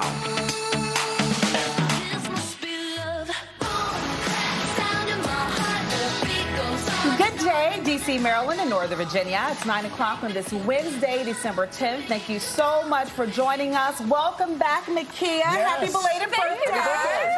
Thanks. You know what I did? Nothing. Nothing. Exactly. Yes. It's called adulting, yes. You earned it. You earned it. It's been so long since I just wanted to say that, you know? Just had a nice, quiet little dinner with a hubby, and then I just literally took like 3 naps. How nice. That's nice fantastic. and intimate. Nothing wrong with that. So we have 2 weeks from tomorrow will be Christmas Day. You just had a birthday. Uh-huh. Are you ready for another celebration? I know, right? You want to space them out a little bit. I mean, this has been my life, like, literally for the last, 35 years? Yes, I just came age away. But, yeah, I'm ready for it. Hey, December's just one big party. I like that. Like, keep the gifts coming. I wouldn't turn down a gift either. Literally. It's good to have you back, and happy birthday. Thank you, guys. All right, let's get right to our top story here at 9. And it's been one that we've been following closely for years here, well over a decade on Fox 5. We even have a special about this case on Fox Local, and it all leads up to this afternoon. In just hours, a Montgomery County judge will decide if Catherine Hoggle is competent to stand trial. Now, Hoggle's charged in the disappearance of her 2 young children that happened 11 years ago. But there are some updates in the case, and we expect to get more information this afternoon. Melanie's been following the story for years now. She joins us this morning from Rockville with the very latest as to what we might expect today. Mel? Yeah, you know, and we really don't know what happens next. What I'm told by the prosecutor's office is it really just depends on what the judge decides. The judge has been weighing 2 days of testimony from competing experts, one saying that Catherine Hoggle is competent, the other saying she is not. And he's also looking at pages of text messages and phone calls that she had in recent months with family members. Sarah would be 14 years old now, and Jacob would be 13 had they not disappeared 11 years ago. Prosecutors allege their mother, Catherine Hoggle, killed them, but Catherine has never said what happened to her children on September 7th, 2014. First, she drove with Jacob from her mother's house, then a second trip with Sarah from the Clarksburg apartment she shared with their father, Troy Turner. She claimed Jacob was at a sleepover and Sarah was at a daycare. Family members would like for this finally to come to a conclusion. I'm just hoping that the doctor does, or that the judge does the right thing. I think that the information is there. I think the evidence is there. And, you know, we'll just go from there with it. 11 years is too long for us to stay in this mode. I think Troy and Stephanie and everybody involved, your life is never the same. And so we're ready for some answers. Well, Hoggle was first charged with parental abduction and then indicted for murder in 2017, but found incompetent to stand trial. She suffers from schizophrenia. In 2022, the charges were dismissed under Maryland law because Catherine had remained incompetent for 5 years. Prosecutors were able to secure another indictment earlier this year. And, you know, it's really unclear whether they would try again if indeed Catherine Hoggle is found incompetent. And we don't know if she's found competent, what a trial date will be. All of this is going to unfold at 1:30 this afternoon. I mentioned that we've been covering this story for more than a decade now, and so much so that we put together a full special on the disappearance of the Hoggle children. That's available on Fox Local. If you have Fox Local, then just do a search for Hoggle. You can find it. You can watch it. If you don't yet have Fox Local, that's what the QR code is for on your screen. Just scan that. It will take you directly to the page where you can download it and pull up all our content, watch us live anywhere, and you can watch all the specials as well, including the one on the Hoggle children. Let's get to a Fox 5 News alert. For the second day in a row, Prince George's County Police investigating a deadly shooting. Late last night, a man was found shot along Windbrook Drive and Thrift Road in Clinton. He later died at a local hospital. No word yet on the victim's identity or any suspect information. Turning now to a Fox 5 exclusive. We are hearing from the family of a man who was killed in a Prince George's County nightclub. 50-year-old Donald Wayne Hunt was fatally shot at the Ebony Inn in Fairmount Heights late on Monday night. He was pronounced dead at the scene. According to police, Hunt was involved in a fight with several other customers and was shot by a private security guard. My emotions are all over the place. I talk to my dad almost every day. He would just hold my son, give him my son. Authorities also found a second gun at the scene, but it did not belong to that security guard. As of right now, no charges have been filed. The president's war with cartels continues to heat up. Yesterday, Defense Secretary Pete Hegseth, Secretary of State Marco Rubio, and CIA Director John Ratcliffe briefed congressional leaders in the Intel Committee on boat strikes in the Caribbean. A video from September showed the strike being carried out on the alleged narco group, but the Trump administration facing more scrutiny now after that report that came out about the double tap strike that was supposedly ordered by the Pentagon, killing the 2 survivors of the initial strike. That conversation continues in Congress. The mother of the National Guard member, Andrew Wolf, says that he is now sitting up, moving and interacting with medical staff and family. Wolf was one of 2 National Guard members shot near the White House last month. The other Guard member, Sarah Beckstrom, died. A suspected shooter, Ramanala Lochinwall, has pleaded not guilty to several charges. A protest encampment outside of Union Station prepares today for what could be a forced removal. The group of veterans camped out at Columbus Circle for months has been ordered to clear out by noon. Fox 5's Maureen Ume, she's there live at Union Station this morning with the latest. Maureen. That's right. So the group is called Remember Your Oath, and they say so far they haven't heard from the National Park Service whether or not they will be decamped come noon today. Take a look. Their tents are still up behind me. They're not the only group there. There's another group also that has been encamped here for quite some time. They're here to protest, usually not vocally, more so by a presence and some signs. But you can see they're there. They're saying that they have, again, haven't heard whether they have to decamp or not. But take a look here. We have what looks like an army of federal agents here parked. They say they're not here for the encampment purpose. They're here for training, but we don't know. The people who are involved with the groups here that are in camp say that this is certainly a menacing presence, and they're concerned about that, even though, again, this is not linked to it. But let's take you back to what's happening. Again, the deadline is noon today for them to have to decamp. All of this stemming from a notice earlier this week from the National Park Service. NPS told them that the entire plaza has to shut down today for public safety and upcoming beautification and construction work, even though the group's protest permit runs through January 10th. Now, this is what the encampment looked like this morning. The Remember Your Oath tent has been mostly cleared with only a few items left inside. Members began removing their equipment yesterday in anticipation of federal officers showing up with little warning. A member of the group questions the timing of NPS explanation for why the circle needs to be cleared. She says it doesn't make any sense.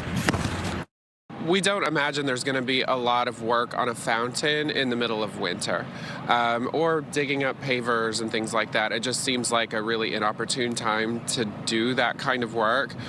So we're not expecting any work to begin as soon as they decamp us. We feel like this is just a means of limiting our freedom of speech and right to protest. Now, the National Park Service has said that the group can move to a park that is about a half a mile from here, Stanton Park. But this group tells me that they're willing to resist. They're going to try to not be moved. I don't know how that happens.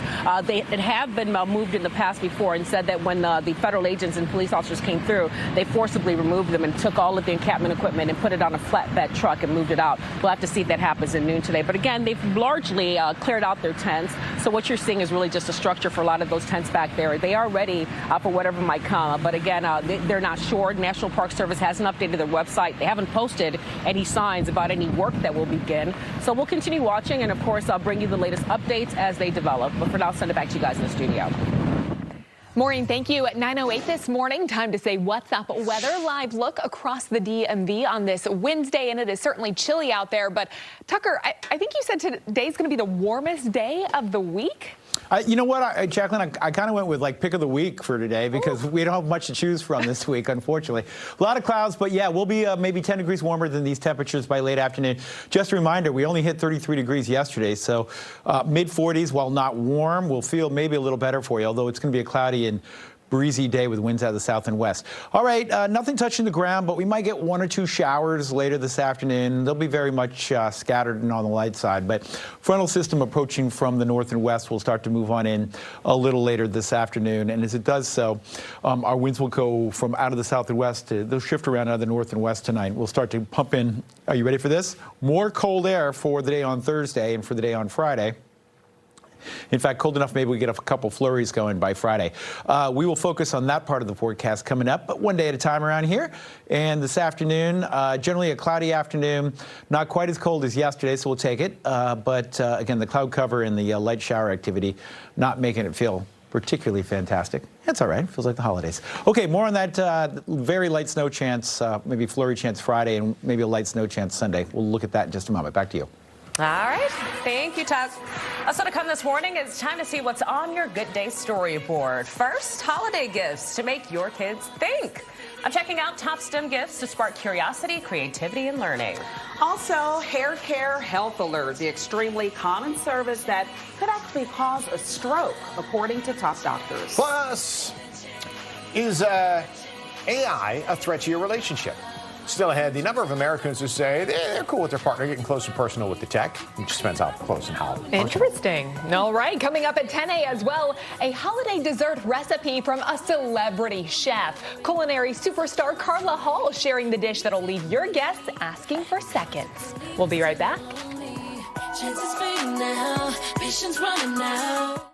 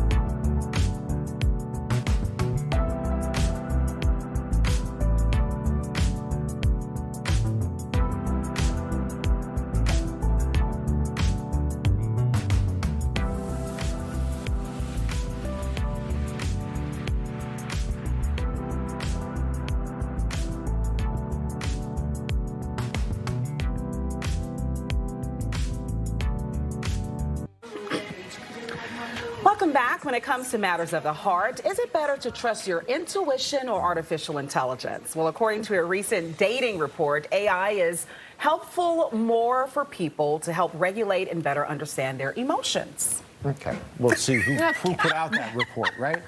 The report reveals 54% of singles, so just a little bit more than half, would not mind their crush forming an emotional bond with artificial intelligence. But at the same time, 40% admit it makes them uneasy. In the meantime, a separate study shows Gen Z is leading the charge. 83% of Gen Z believe that they can form a deep emotional bond with artificial intelligence. That's 4 out of every 5 people. That's a massive percentage. So I guess it depends on what level of bonding we're talking about. Yeah, what kind of bonding? Right. Are people using artificial intelligence as a substitute for a person? Yeah, that's kind of what I took away from it when we started with the intuition. Like, are you going to AI to kind of guide you in big decisions? Right. And if so, why aren't you depending on your partner for that? I don't know. But I'm going to probably trust the real over AI any day. Yeah. Well, I think you got to go with your gut, Yeah, right? I mean, that too. that's why we have it. But here's what I feel about AI, and I know that we use the term very broadly. We do. Right? It's loose. Not everything is true AI, right? A lot of it's just technology that we mask and we brand as AI because it's buzzy. I think that if you are going to use that to help with your decision-making process, it's not a bad tool. I would not take it at 100%. But one thing that I have heard a lot of tech experts say is if you take the information that you get from one AI source, okay, say you go to OpenAI, say you go to Copilot, or you go to ChatGPT, right? Take the information you get out of that, put it into another one and say, is this accurate? And see what the other one says, and kind of use AI against itself to see if it comes up with a consensus as far as what you want to use that information for. That's good. It's just very interesting, right, that especially those numbers, I mean, 83% of people, that is super high. Super high, and quite alarming if you ask me. I mean, I'm curious to see where this goes down the future. But I mean, I don't know how you can form a relationship with AI when you're sitting there and it's not, you don't, there's no real interaction. There's no real interaction. They're going to always probably side with you. Sure. You can always tweak those words to make it be a more something that's more interesting for you. It starts as companionship, right? Yep. But you're right, if it's truly a learning model, it's probably going to learn how to make you happy, what you want to hear, and not so you'll necessarily keep talking what's to it. objective. Right. Yeah. Ooh, it gets real deep. All right, Gen Z, where's our Annie Mae? At some point, She already let us left. know. Yeah. All right, Makia, over to you. It always gets interesting with AI, what can I say? All right, guys, well, this morning we are checking out some of the coolest STEM gifts for kids. Perfect for sparking curiosity, creativity, and learning, of course. And here to share the holiday must-haves is Chloe Kaplan, founder of Amore Learning. Chloe, always good to have you, my friend. I am so excited to see you, and congratulations. We're just gushing over here about your pregnancy and how excited we are. So these are going to be some great gifts for you to keep in mind for your near future, Makia.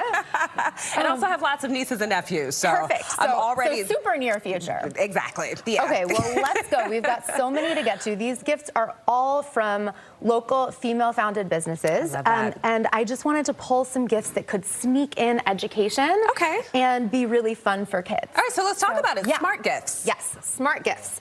Should we start from this way? Sure. Okay, so these are all gifts that will feature some element of learning. I'm going to start here. These are these beautiful journals by Sunshine and Agape, and they are super fun. They have great prompts for kids. So sneak in some writing, some literacy, whether your child loves writing or should love writing and you're trying to get them to. These journals are just, they ask all the questions that you want to think through. They are kind of like best friends on the page. And I love this. Also, self-esteem booster. I am grateful for who I am. Yes. And then all these different prompts. I shine in my own ways. And they're really fun. So kids love these.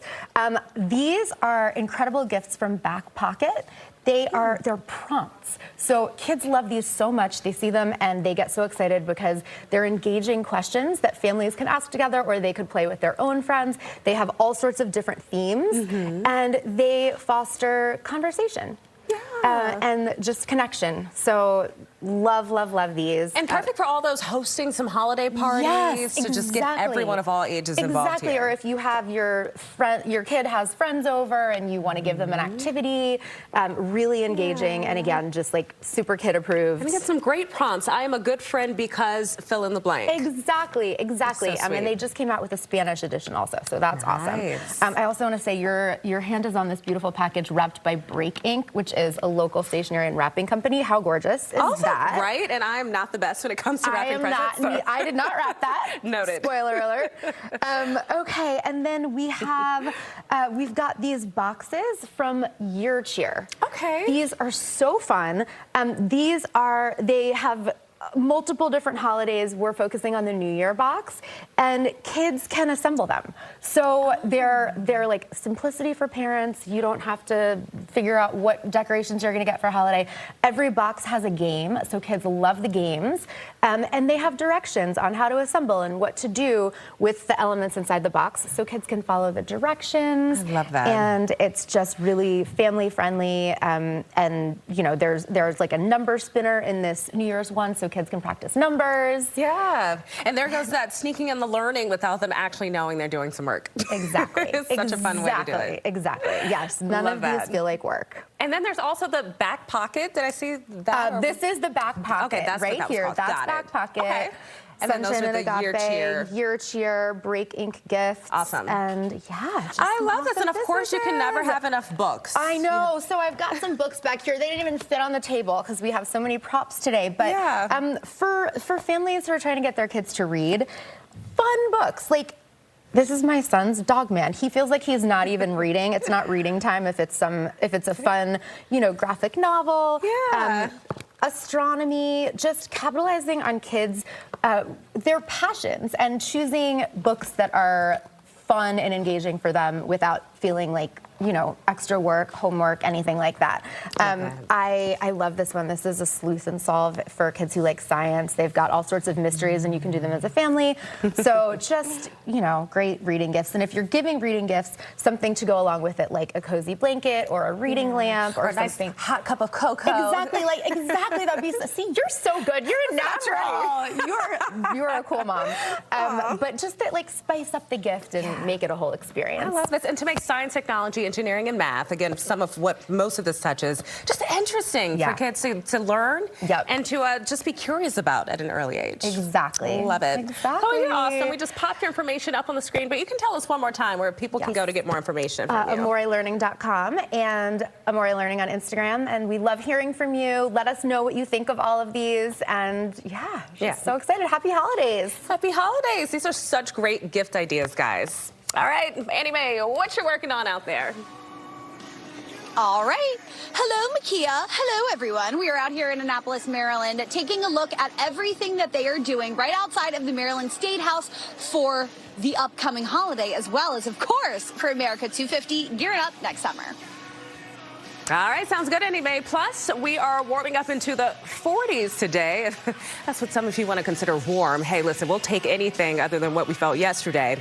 A frigid cold isn't far off, though. Coming up at 9:30, Chief Meteorologist Tucker Barnes is tracking when to brace for a dip in the temps.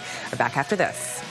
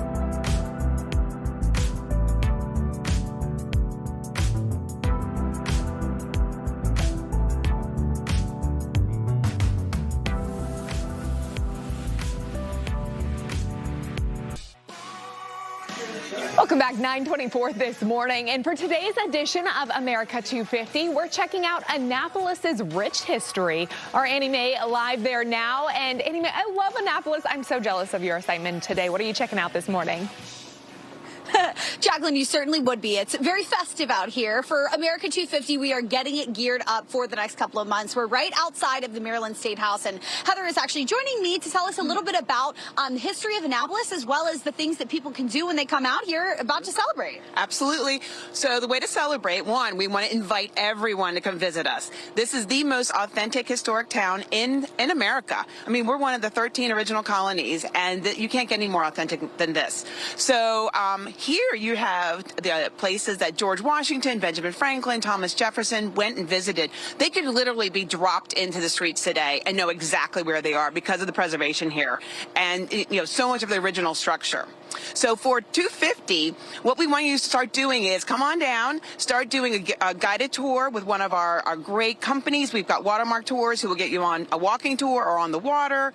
You can also do a self-guided tour. There's a brand new walking tour through the National Park Service with Historic Annapolis on the National Park Service app, which is a brand new thing. The other thing to look for when you're in town is look for on the buildings the red markers. Historic Annapolis has placed on the 1776 era buildings a red marker that designates them. And also there's often an interpretive plaque there too to give you a little bit more information. Awesome, Heather. So if we want to come out, we want to find a little bit more information, is there a website we can go to and come and hang out for America 250? Absolutely. The best website is visitannapolis.org, and we'll be updating that with all the information as we have it coming in from our partners. Okay, make sure you come out, of course, for America 250, but also because it's just jolly out here. They got all the Christmas decorations, and we're here in Annapolis. Back to you guys. I love it, Annie Mae. Very inspiring. I might have to get out there and celebrate all the festivities in Annapolis. All right, still to come this morning, we've got a health warning before your next hair appointment for you. Some salon washes, they could lead to a dangerous, potentially deadly condition. Coming up after the break, a top doctor digging into what could go wrong and how we can best pamper and protect ourselves. Plus, Tucker. All right, lots happening there. Meanwhile, not much happening in the atmosphere. Well, I mean, we've got some cloud cover. We got another cold day, at least cool afternoon. Do we have any sunshine to look forward to? Warmer temperatures? Maybe some snow? Yeah, we can talk about it all. Coming up right after the break.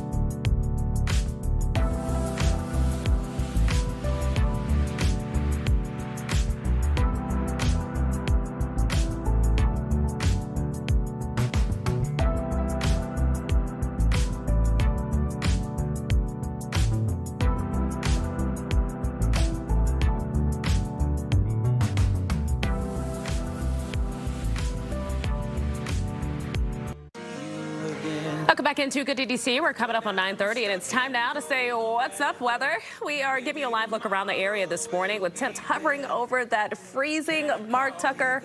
However, you do tell us that apparently this is the warmest day of the week, huh? It might very well be, Makia. Yesterday, we only got to 33 degrees. Can you believe it? And just a quick reminder, I showed a map earlier that the last 2 weeks have featured temperatures below normal. Just a reminder, in early December, our average high is 51.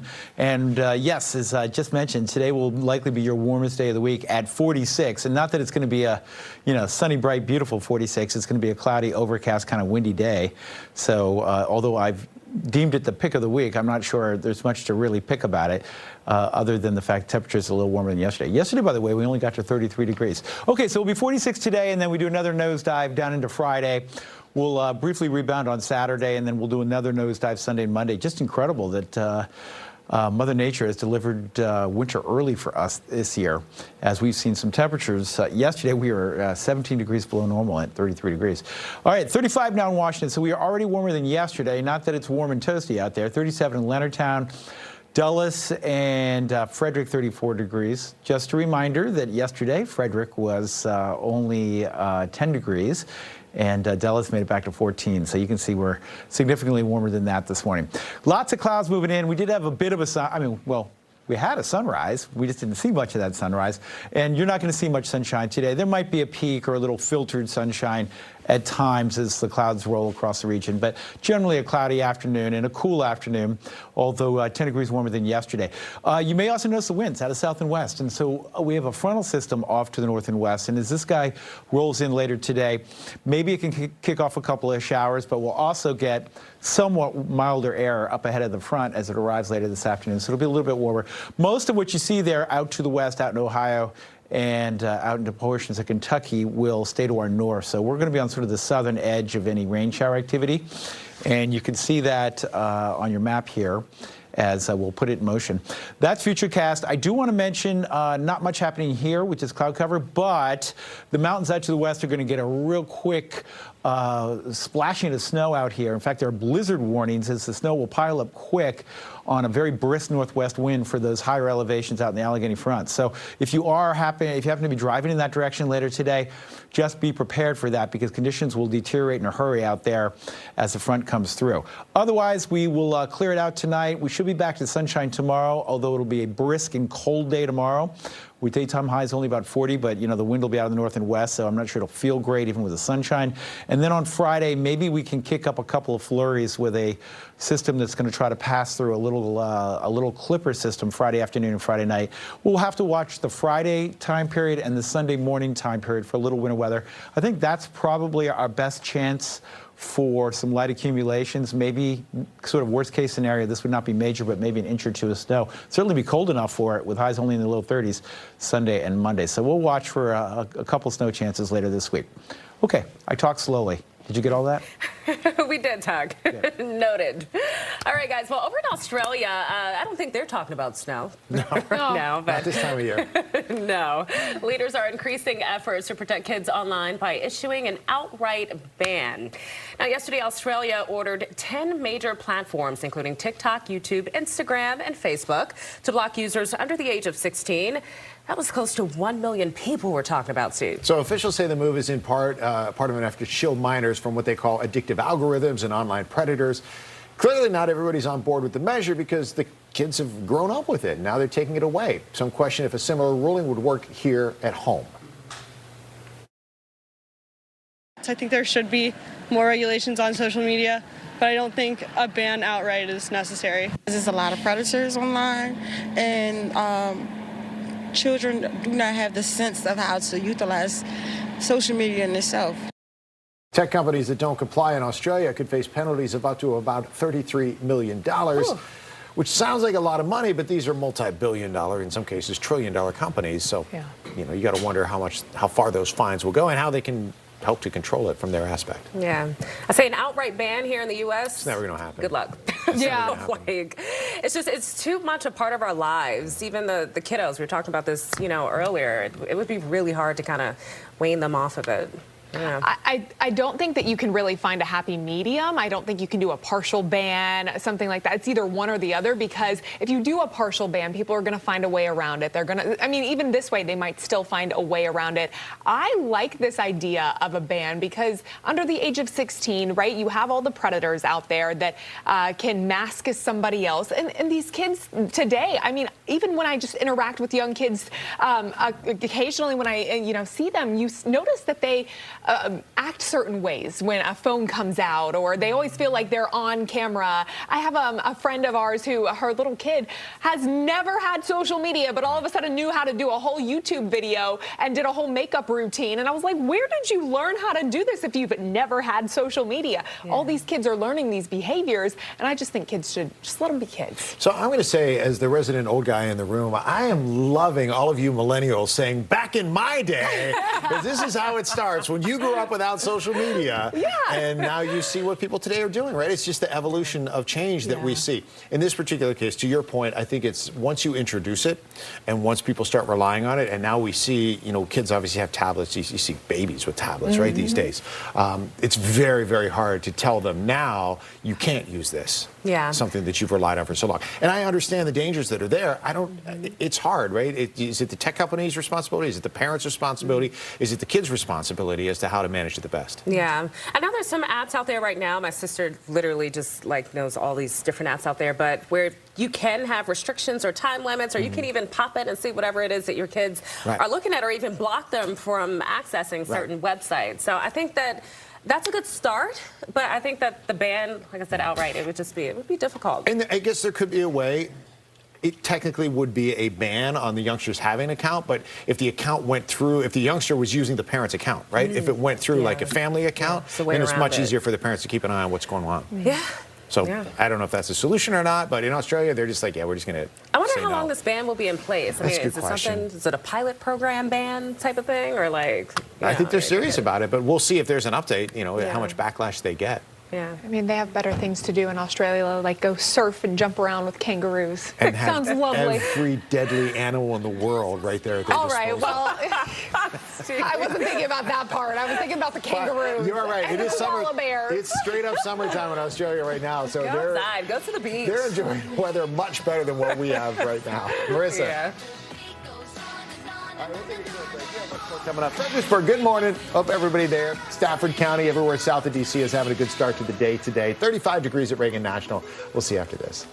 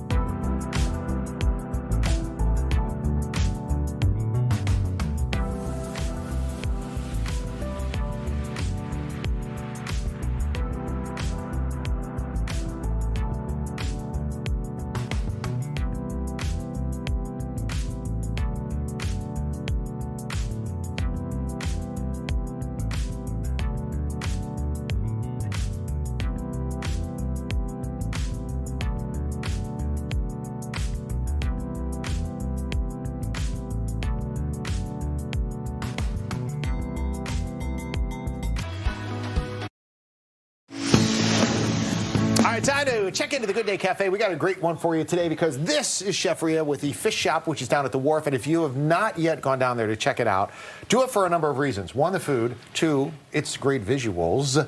It looks absolutely gorgeous. You got your Instagram location as well. And three, it's just good food. I mean, I'm going to say that again because we'll get into the details. Yes, very good food. Executive Chef Rhea Montez joining us this morning. So talk to us a little bit about the concept behind Fish Shop before I knock things over, my friend. Yeah, of course. So we are hyper local, very seasonal. So all our fish that we get is from the Mid-Atlantic. So we operate between North Carolina and New Jersey, and that's where we get most of our fish from. This month we are doing Feast of the Seven Fishes, which typically is a dinner that is for Christmas Eve, but we are celebrating all month in December.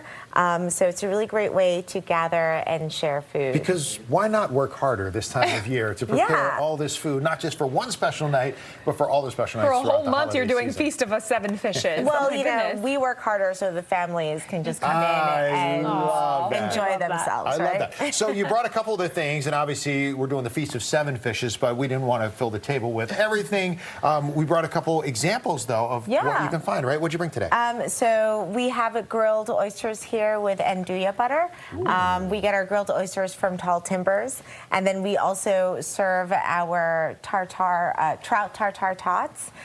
We get our trouts from Smoking Chimneys in Shenandoah. Trout tots, so how fun. So there's trout in the tot trout itself? is on the top. The trout is on the top. So just think like a really fancy hash brown. Yeah. Oh, yeah. yum. Ooh, It's tossed with a little bit of miso. That's Okay, delicious. I was wondering what was on there. And what is the butter that you put on here? So it's andouille, so it's a spreadable pork sausage. So it's smoky, really perfect for grilled oysters. That would be great with grilled oysters. Yeah. All right. Jacqueline? I love what you were saying, though, about your fish really coming and the seafood coming from the Mid-Atlantic. And you were saying that you'll have some of your purveyors out there text you and tell you what they have to offer. Yeah. And that's what you base your menu off of. Yeah, we get basically a text once a week, and they just let us know what's coming in. We get our oysters from Top Hat, and he's able to source them from Maryland. I think it's great. So the menu is going to be changing a lot then, depending on what season it is, what fish is available, and everything else. But that's great. Everything from North Carolina and up to New Jersey. So it's local. You want good local seafood? Yeah. Here you go. You're not going to get more local than that. Jacqueline, you got the star of the show over here, though. I know. The lobster, you were saying you get your lobster from Maryland. Yes. Okay. This blew my mind. Canyon there. Okay. Didn't even know that was a thing. We're going to finish this with an herb butter. This is the star of the show for Seven Fishes. This is what you'll get after our pasta course, of course. So you just get a little bit of herb butter, finish it with fine herbs. You'll get a whole butter, and then we also serve it with Old Bay French fries. Nice. Yeah, you can't have Maryland without the Old Bay French fries. This is great. So for people who have not tried a Maryland lobster, similar in taste to a Maine lobster? Or Caribbean lobster, I think our lobsters are smaller, so typically they're a little bit sweeter. Sweeter, yeah. So I prefer sweeter lobsters. Yeah, oh my gosh, it makes such a big difference. Okay. I didn't even realize that. And you were saying this comes after the pasta course. So, I mean, my goodness, you are going to be full and happy by the time. And no work, so perfect. I love that. Eat sparingly. So this is for the holiday season, the Feast of the Seven Fishes, which is an Italian tradition, obviously for the holidays. But rest of the winter time, I mean, do we see changes in what fish are going to be available as we get closer to springtime? Oh, absolutely. You know, when people think about seasonality, they often think about produce having seasonality, but fish also has seasonality here. So in the summer, we can get tuna and mackerel, and then in the winter, we're able to start getting more of like those deep sea fish, like monkfish. You know what? That's his favorite. That's your favorite. You never had monkfish. Go try it. You know what else you get in the summertime? Great views down at the wharf as well. Yes. Absolutely. Absolutely beautiful. Chef Rhea, thank you for coming in today. Please go check it out, and you can obviously enjoy all the great fish and seafood at Fish Shop down at the wharf. All right, thank you for coming in today. Thank you. All right, Marissa. Hi, everything looks so good and fresh. I got to head over. First, though, we have to tell you about a hidden risk many people may never heard of.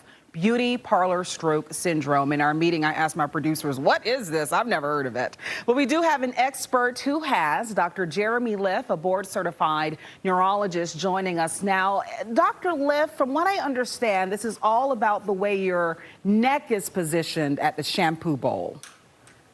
Yeah, those pictures are making me a little anxious that you were just showing because, you know, the issue is, so sometimes you'll hear a story of someone who goes to the beauty parlor and either right after they leave or even during, they'll have some sort of neurological issue where they either have a mini stroke or a stroke.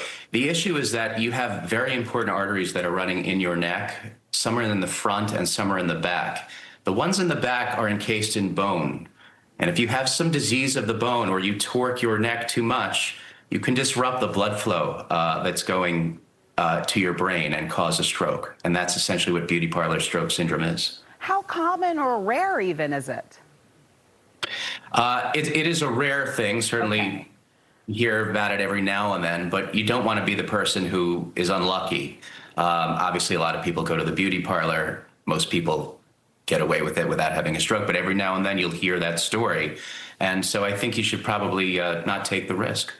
So if you don't get to the point of a stroke, what are some other warning signs and symptoms that you should consider a different position?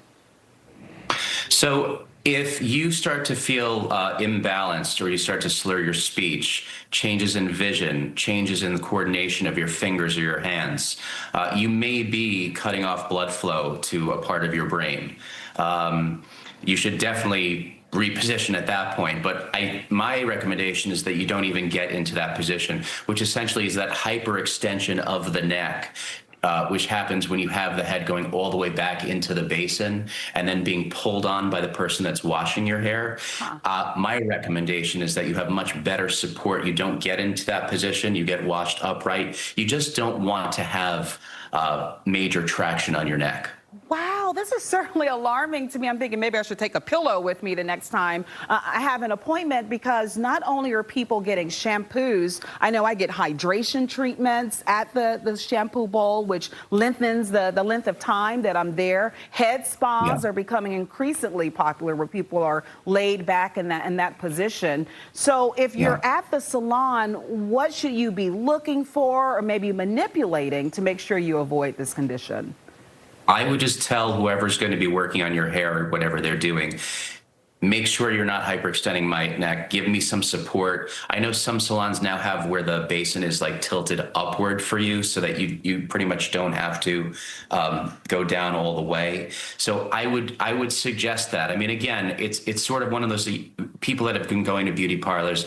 They haven't had a stroke. They haven't thought about it. It just takes one accident, one bad luck time where you do disrupt the blood flow to unfortunately change your life for the worse. So that's what I would suggest. Do not get into that position. Have some sort of alternate means of washing your hair. Absolutely. Also heavy hands, right? When you're scratching and really getting in there good, you got to be careful. I was also thinking about this not being limited to just salon visits, the dentist, dental offices as well. Whenever you're back in that position, you have to be mindful.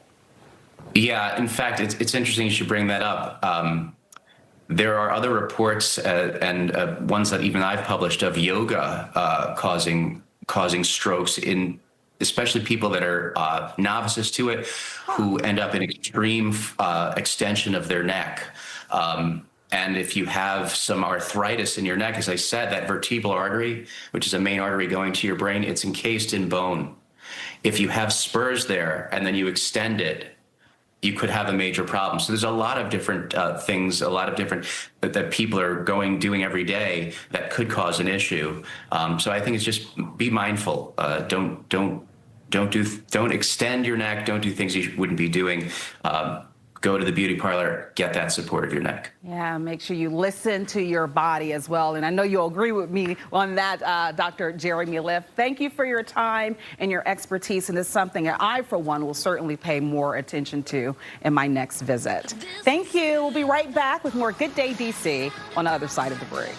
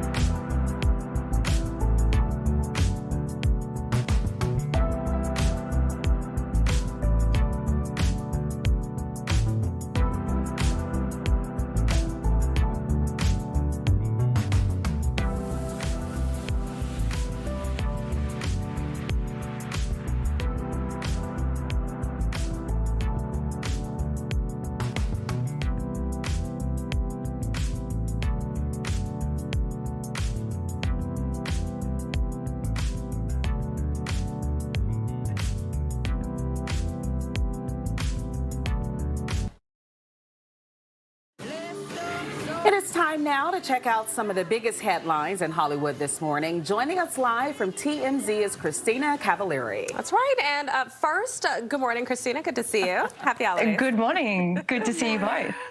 Yeah, so let's get to this first topic. I know we don't have much time, but this is really a scary moment for comedian Andy Dick. And I got to say, the pictures were so alarming. Yeah, they really were. So the troubled comedian Andy Dick we've received some photographs of an apparent overdose that happened on the streets here in Hollywood. So we got these photos of him looking like slumped over these cement stairs in the middle of Hollywood with his iconic glasses laid down in front of him. And we've been told that bystanders were running up to him and screaming for him to wake up. And we've also been told that one apparent bystander even yelled for someone to get Narcan, which is a life-saving medication that opposites the effects of a drug overdose.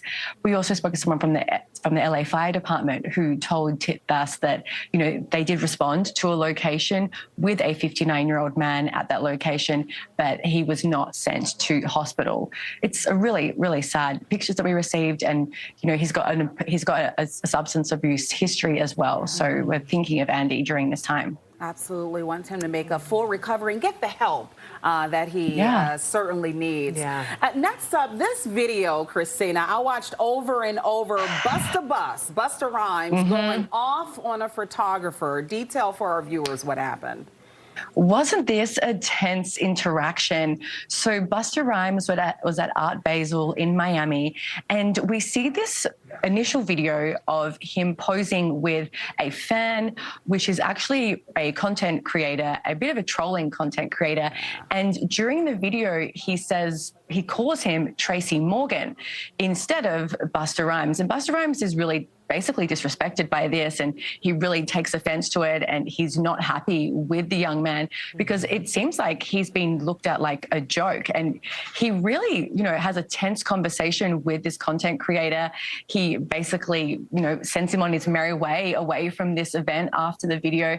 He was not happy with it, and it continues as well. Like, his anger really stayed with him as he was entering the event, as another journalist, spoke to him, and then he said, what are you, a clown too? So it really did affect Busta Rhymes' initial entry into that event, which, I have no qualms with at all. It is disrespectful. Well, yeah, and then the whole stay black. I think at this point, a lot of people are looking for moments and looking to go viral. And I guess Busta said, I don't have time for that today. And he went off. And no one was right in this situation, but I certainly think he was pushed to the limit. Yeah. 1,000%. And you're right in the fact that people do want to just go viral, and Busta Rhymes doesn't want to be a victim of that.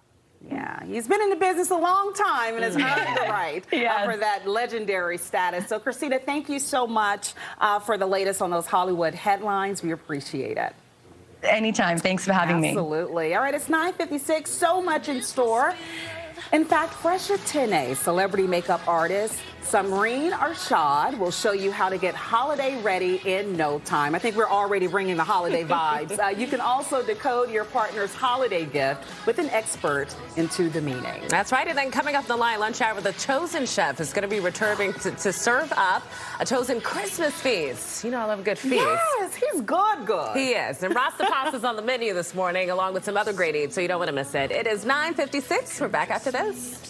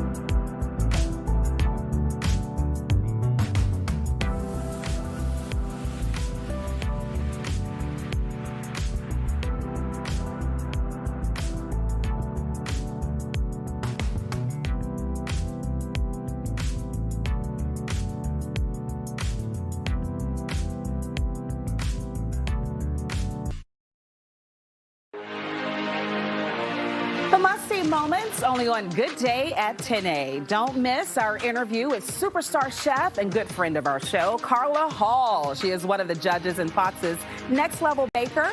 Ahead, do you need to bake something special for the holidays? If so, she's going to share her advice ahead at 10:45. Also ahead, what a rush. Reality star and part of the Fox 5 family, Stacey Rush, getting a huge honor this morning. We're going to talk about the major magazine that's profiling her. That's ahead at 10:30. And then in Celebrity Dish, it's not euphoria on the hit show, but sources say two stars can't even be in the same room together. It's that deep. We're going to break down the latest drama for you ahead. Plus, dating during the holidays, we know it can be tricky. What to get him or her can be stressful, so we're going to let you know which present you should get and what that present means or what it should mean. An expert is standing by. So let's do this, DMV. Roll that open. Good Day at 10A starts now. Wonderful time. We know that the holidays are about gift giving. That is very true. Yes, and we have giving hearts here on Good Day, DC. That we do. You're always in for a treat when you watch us. We have sports stars. We have actors. We have dancers on our show. We have DMV legends who visit us from time to time. Even Super Bowl champs, too. If only we could just wrap all that up into one person. With a nice little bow on top of it for the holiday season, right? Who should we put that bow on today, Marissa? Vernon Davis! Joining us now to co-host the 10 o'clock hour. Good to see y'all. You know you got to go down I got to pick it up. Oh, there it is. Good to see you, Vernon. Good to see y'all. Good to see y'all. Y'all want me right here? How we feeling? What's good? Good. Just enjoying the holidays and just having a good time. Yeah, you finished all your holiday shopping yet? No. Have you started? Did you start? I started, yeah. Okay. I thought you were going to be like, nope. That is just sweet. Yeah, so what's going on? Nothing much. You know what? A lot is going on. This month, well, coming up on Saturday, gosh, it came by so fast, giving back to kids and families who are in need. 5th year, right? Gosh, I think it's been 5 years of your annual, 5 years. Yeah, that was really important to me, my brother and I, and every Christmas, because we grew up that way. You know, we grew up in the inner city when it was rough, and giving back is very important to us. I mean, how does that make you feel? I mean, knowing that obviously from your upbringing, you were able to work hard, you found success, now to be able to hopefully have that impact on somebody else. I mean, that's got to take you back to square one, right? Yeah, it is. It's a huge blessing. It's a great accomplishment, and it gives me a lot of joy knowing that I can put smiles on someone's face. Yeah. It gives meaning to all that you've accomplished, ultimately. Acting with Morgan Freeman and everybody else. I mean, you really tap into all of your gifts. Can we see you pop up on any other reality shows soon? You did Dancing with the Stars. You know what? There's a show coming out on HGTV called Rock the Block that I just finished. Nice. Okay. Yeah, it's fun. I learned how to use my hands. So, you've been using your hands your whole career. I didn't say that. I knew you were going to come up with something. I knew it. Right there. We got to add that to this title now, too. Vernon, what do you want to do? I mean, you're like a Renaissance man, right? Yes. Everything that you've touched, you've had great success at. The acting has been great. Now you're doing HGTV. Like, what ideally for you, what would you like to see in 2026 happen for Vernon Davis? 2026, I just want to see, I don't know, just all kinds of things. I'm always got my hands in a lot of different things, and but I want to see just new projects, take on new projects, new shows, new films, and who do you want to be in a movie with? Oh my gosh, I would love to be in a film with Kevin Hart. Kevin Hart, that would be great. Yeah. That would be great. You guys would be good together. Yeah, all that size differential as well. It would be fun to watch. Hey, listen, I know we're going to talk about it at 10:30, but back to Stacey Rush. Did I see that the shout out she got that they literally said because nobody likes her? Did I read that right? That was one of the things that makes her more admirable to many people because she's not liked. Well, there's hope for all of us then. There is. You just got to find your tribe. Are you ready for trending topics? Want to get your takes on it? All right, let's do it. First up, let's talk TikTok because apparently it has us all and our wallets in a chokehold. According to a new report, between January and October of this year, 170 million Americans spent more than $10 billion on TikTok's integrated e-commerce platform. That's all together. Not that I have billions around. You know, Vernon, you might. You might. The TikTok shop lets users shop while watching TikTok videos, and some TikTokers say the platform is slowly morphing into another Temu or Shein, those are fast fashion shops, than a place to be entertained. I feel like we need Annie Mae here for this segment because she shops on TikTok all day long. I personally am too afraid because I'm scared there's going to be like some sort of scam. So I'll go on like 3 or 4 different other sites just to like verify to make sure, or I'll send it to my sister and be like, hey, can you tell me if this is legit? Because I don't actually know. Maybe I'm just old. Girl, speaking of, actually, a couple of weeks ago, I was just talking to my cousin, and this happened. Okay. She was actually scammed. See? The My few point $100s exactly. off of the TikTok shop. So you really have to be careful and also double check those the websites, because someone else in my family, you know, bought something and then they went back and the website didn't exist. So this time of year, you just got to be extra careful. Just go directly to the website and just don't always buy through the social platforms, which I've done one time before via Instagram. It took like Instagram for me. It took like 3 months just to get a hat. So I was wondering if I was even going to get it, but just be careful. You might want to cross-check, like you said, make sure they're legit. I think TikTok capitalizes on the short attention span of some of the people that are using TikTok. And if you're only going online to watch a quick video, then you might have that impulse to make a quick purchase as well. That's it. And I think they know that. Impulsive buying works every time. Do they get you at all when you're on social media? You're like, Let me tell you, it just happened to me not too long ago. Really? Yeah, I see something pop up, said, hey, buy 5 pair of Air Force Ones for $100. So I go on, I put my credit card number in, and I buy them. I said, oh my gosh, I got this. That's definitely too good to be true. This is not good. I didn't even get an email. Yeah. Oh yeah, that was bad. It's a red flag. I wasn't thinking. It's my fault. I'm waiting for the one that says, buy 5 Vernon Davis jerseys. Yeah. Get one for everybody for your holiday tree this year. Is it okay to ask your partner to sit in the middle seat when you're on a flight? It is dividing the internet, and it's divided my household in the past as well, after an online user recounted their recent travel experience. So in this shared video on TikTok, a woman revealed she has been regulated to the middle seat when flying because her boyfriend prefers the window seat. Now, I will say from experience, it comes down to 2 things. One, the relationship that you have and how flexible you're able to be. This is what I do, because we've had this argument in the past. I do love a window seat. In the past, I've been with people that don't. It was very easy. Now, my wife also enjoys the window seat. I buy the ticket. I will place myself in that window seat. I'm not mad at that, Steve. But depending on what happens in between then and boarding the airplane, we will often It might not be worth it. We'll often try. Now, sometimes if there's a night flight, I'll be like, oh, you can have the window seat. And I'll suck up the middle seat. But we work it out. And a lot of times we'll switch. If it's 2 flights, obviously, I'll take one for one. She'll take one for the other. I feel like Vernon's maybe in the middle seat, just like standing there, like.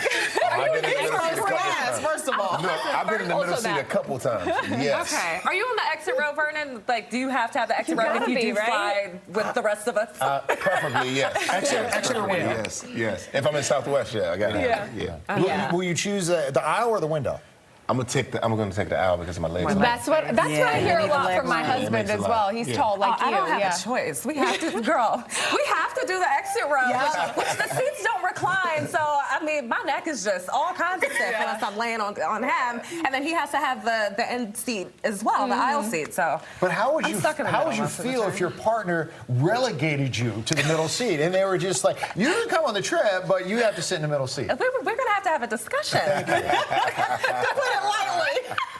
Right, I always want to be squished in the middle, which happened to me the last time we were flying back, and it was miserable.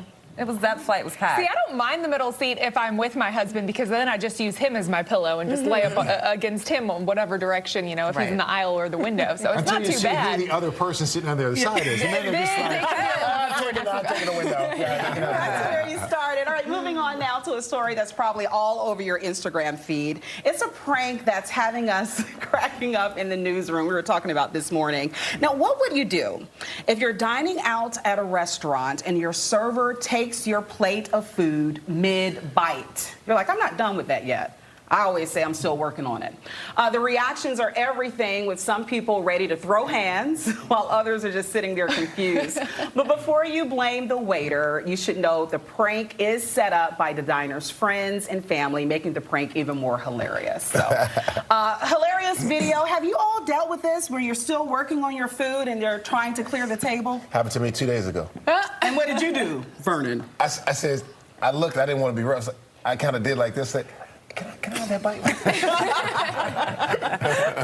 This time you're like, I'm not quite done yet. Yeah. And then they shame you because they're like, there's literally one bite left. You probably had enough. I'll be like, no. I paid for the whole meal. I'm going to take every bite that's here. And that's why it's appropriate to obviously ask first, or just look for the universal sign of the fork and the knife, either crisscross or just, spread across the plates. Plates pushed to the fork. I will admittedly say before this was a trend, like 10, 15 years ago when I was a server in college, there were plenty of times I accidentally grabbed that plate of food thinking somebody was done, and they're, nope, that is my food. I am not finished with that yet.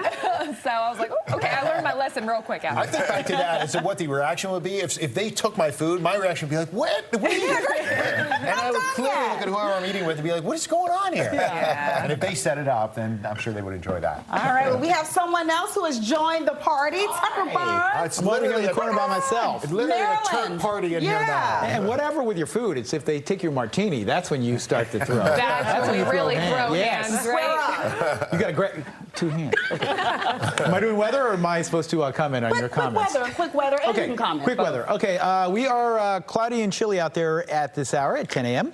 and 37 degrees. Notice the winds out of the south at 18, so we're going to try to warm it up a little bit. We've been debating all morning whether or not this is your pick of the week because there's not much to choose from. But at least temperatures in the mid-40s will feel a little better than yesterday when we were only 33. There might be a shower or two this afternoon, but generally just a cloudy afternoon with a cold front coming through. And then guess what? More cold tomorrow and more wind tomorrow. Maybe a couple flurries Friday. Maybe a little light snow Sunday. See, lots to look forward to. Okay. Hey, real quick, Vernon, is there a way folks can find out more about your charity work that you're looking for this time of year? Yes. There's you can go to Vontae Davis Family, VontaeDavisFoundation.org, and DMVWinterWonderland.com. Fantastic. DMV Winter Wonderland. We'll put that up when you join us for Celebrity Dish, because you're going to stay the whole hour. He's going to stay the whole hour. I'm here the whole hour. Yeah, I'm here the whole hour. I'm here. You're here for all 4 quarters today, Vernon. Thanks for coming. Well, coming up, decoding your partner's holiday gift. Find out what that gift really means depending on the status of your relationship. So keep it locked to your #1 rated Good Day DC. We'll be right back.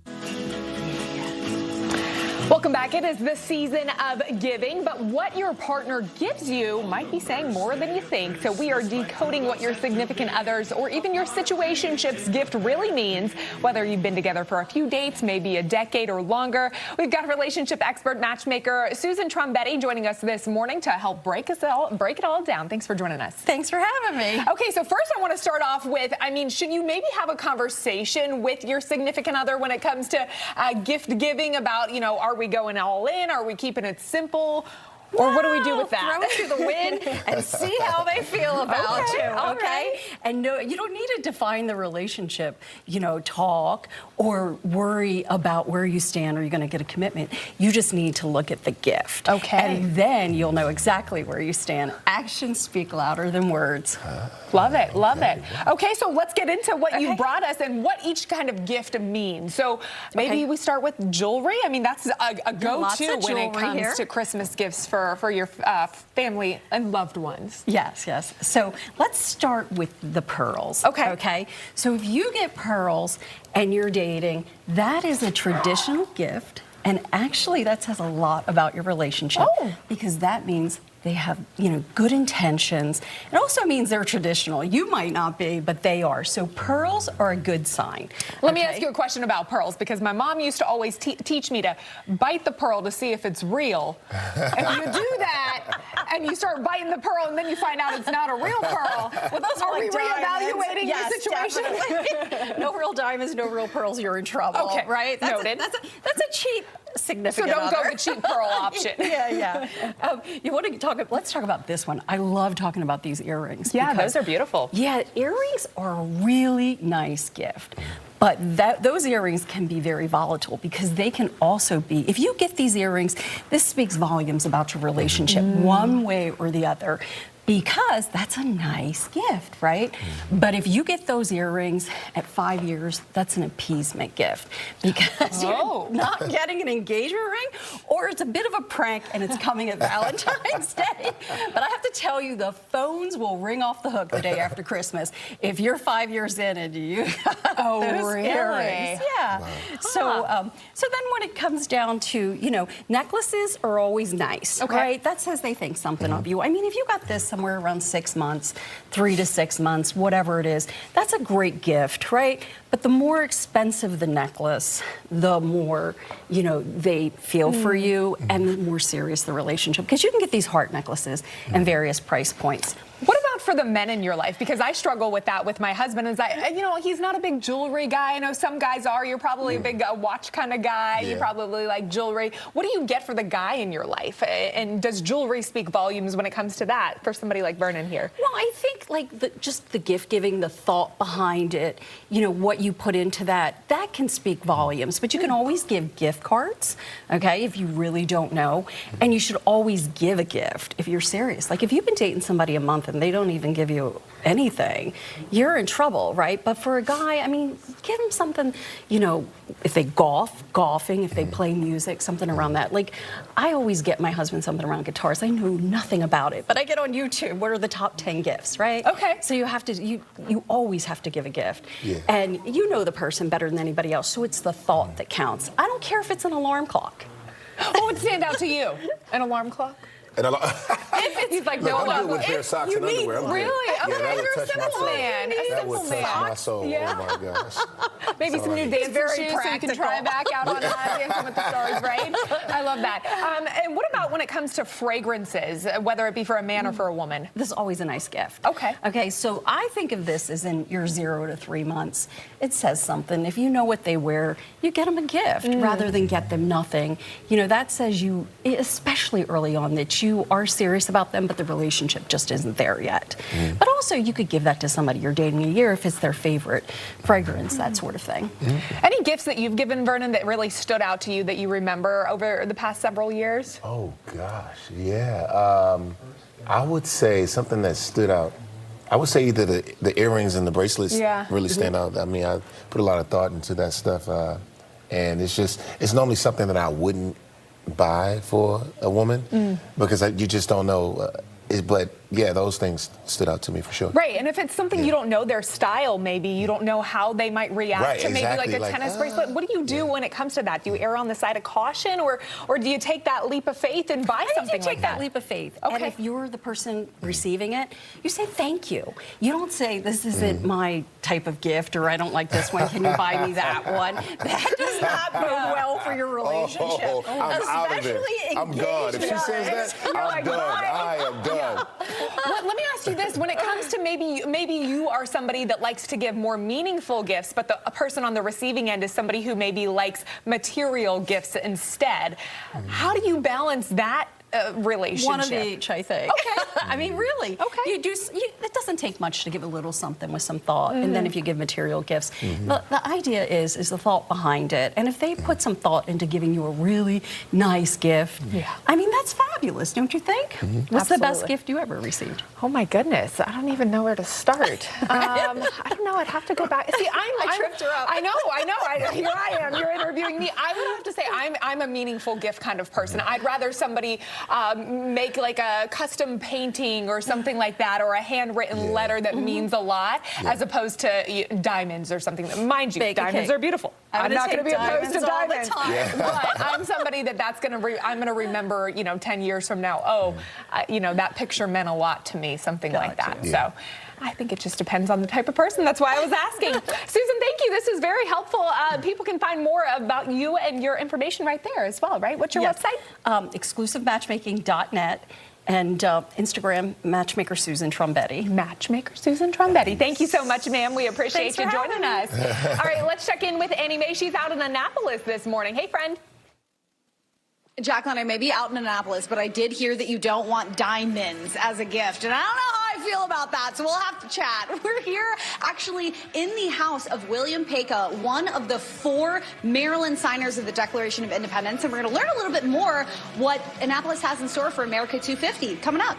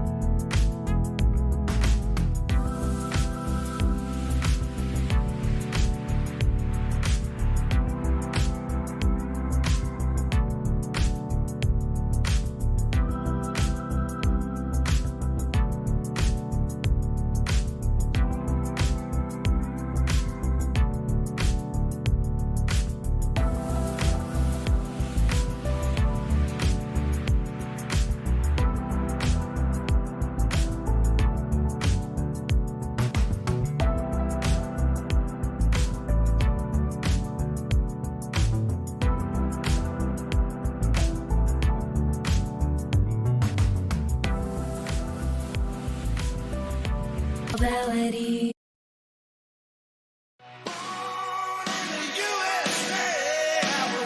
All right, we're out here here in Annapolis, Maryland for our third hour celebrating America 250. And Mary Angela is here with us. And why don't you go ahead and tell us about the house that we're in right now, whose house it is, and why it's so important to American history. So this is the home of William and Mary Paca. Paca was one of the 4 signers of the Revolutionary Declaration of Independence from Maryland.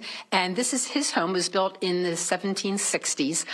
Paca, along with Samuel Chase, Thomas Stone, and Charles Carroll, were the 4 signers from Maryland.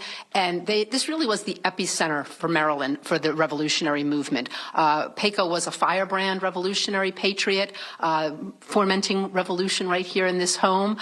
Here in Annapolis, really the epicenter for Maryland in terms of the revolutionary movement as we move towards independence and the signing of the Declaration in 1776.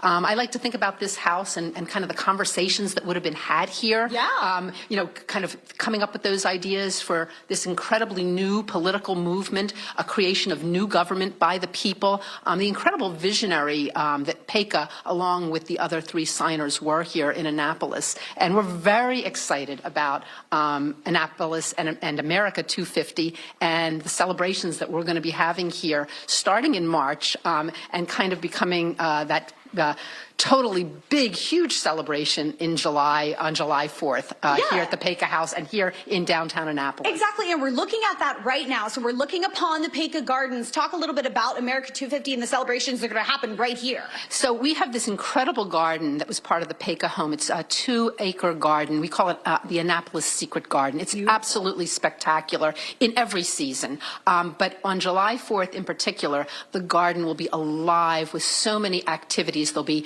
reenactors, there'll be family activities and crafts, music. The whole garden will come alive and will be one of the major celebrations that's going to be going on during that July 4th weekend. So we hope people will come down to Annapolis, and we hope that they'll really come and celebrate with us here in the only home of the signer that is open to the public on a regular basis and celebrate in the Paca Garden with all the wonderful activities we're going to have here that day. Wow, Mary Angela, thank you very much. That is certainly how Annapolis is going to celebrate America 250 upcoming next summer. A beautiful garden you have outside. We'll put up all the information up on the screen for you. But that's going to do it for us in Annapolis. Back to you, Marissa.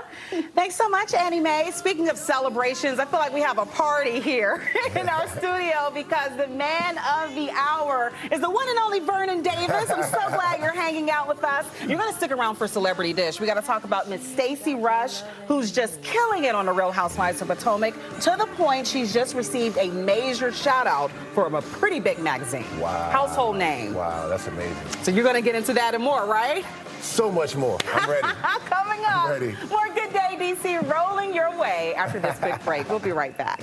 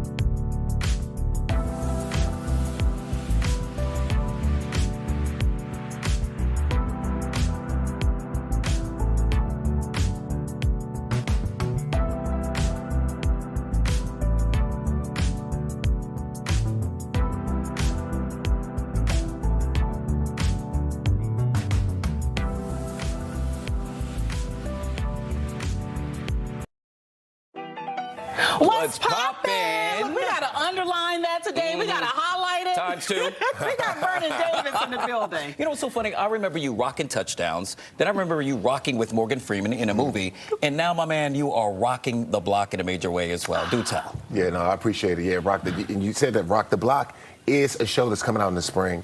It's a home renovation design show, competition show, and it was fun. Let me tell you, I learned so much. I left the show, bought my own tools, and started working in my own house.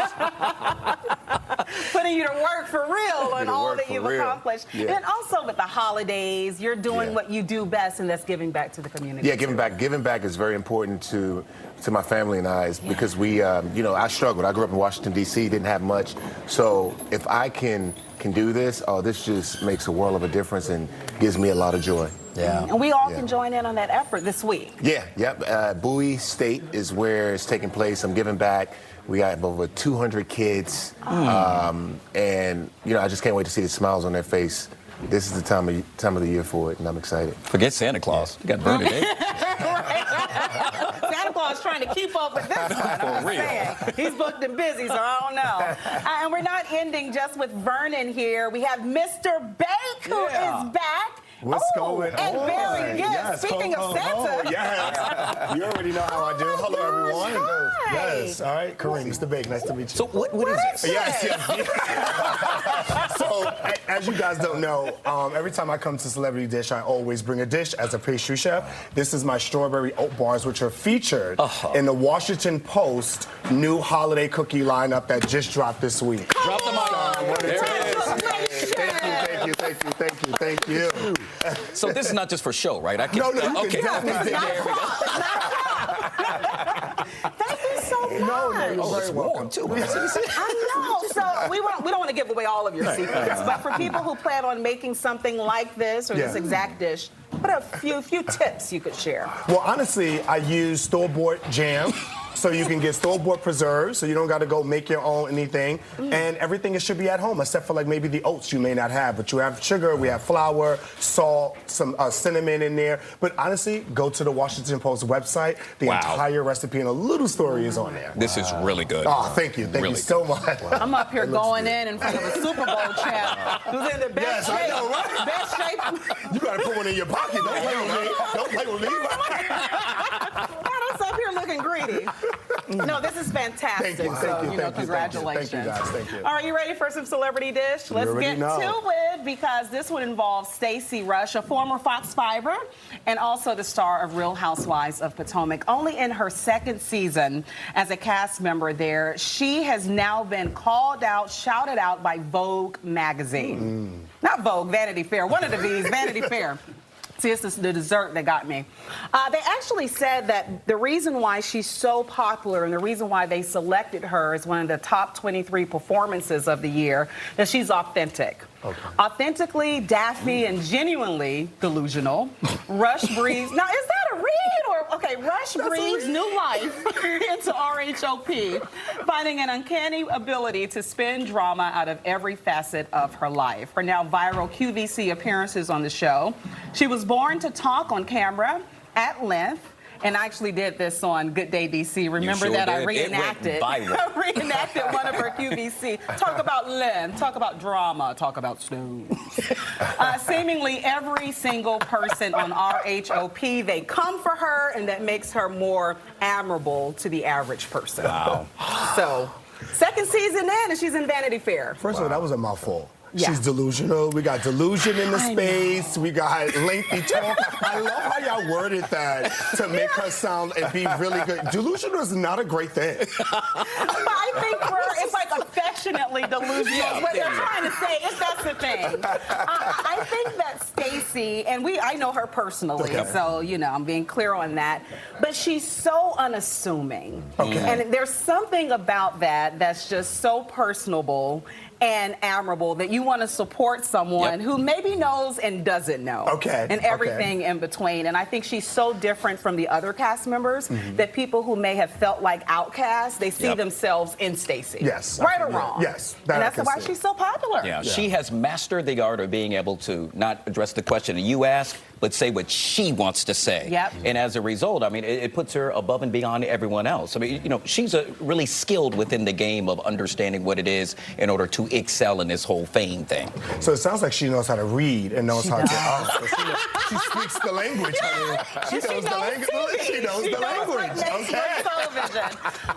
You've done reality TV before, but it was Dancing with the Stars, right? Would you do any other shows that would go deeper into your personal life? Yeah, I've been asked. I have a couple shows on the table right now that I've been asked about. A couple dating shows. I can't talk about them. You know, well, it's just the four of us. Okay, right. I don't know your friends.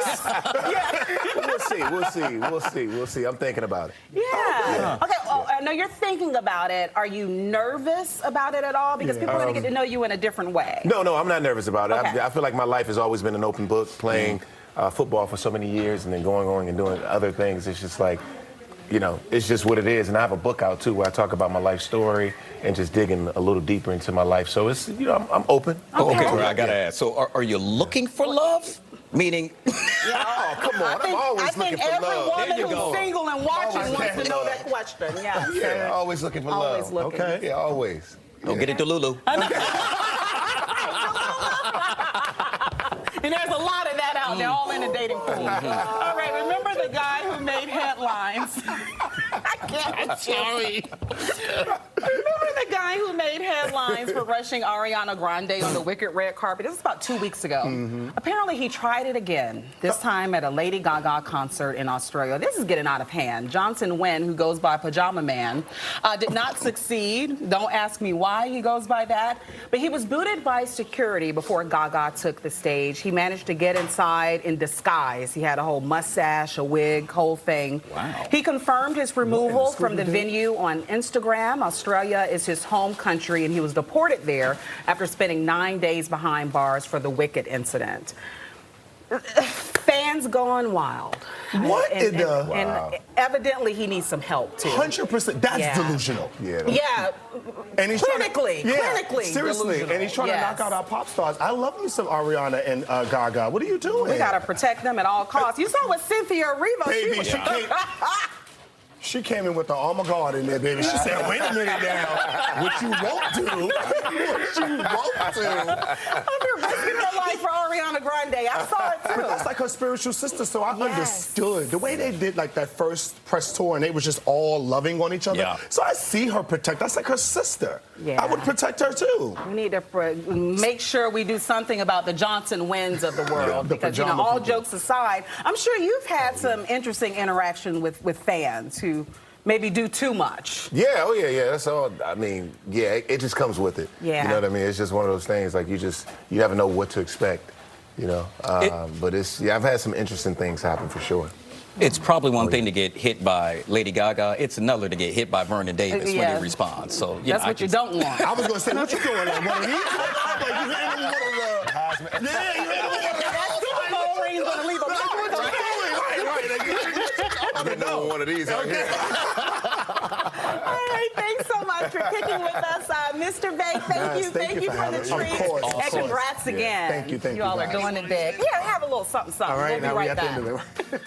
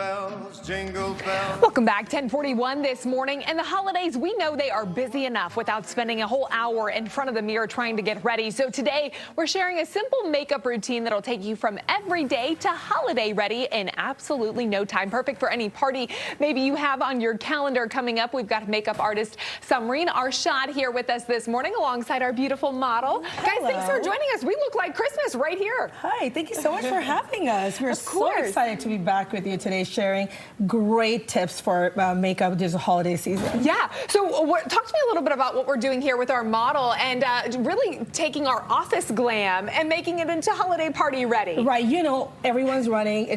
Time is short. You have no idea. You don't have time to change and really change a different look. So what we're doing here is we're going to be showing just a regular day look going to work or just like on the run, running errands. And we're going to turn it into a quick glam for evening makeup. Okay, let's see this transformation, ladies. Great. So right now, Katya has her foundation and she went to work today. She has her mascara on. She has a little bronzer on going. So first we're going to go ahead and really accentuate the eyes, which is a quick, easy fix. So for this, I'm using Hawk's Bay Gel Liner from Samreen's Vanity. And it is like I'm really gravitating towards the browns instead of the blacks. So if you close your eyes for me here, we're just going to go ahead and quickly form a close little wing in the corner.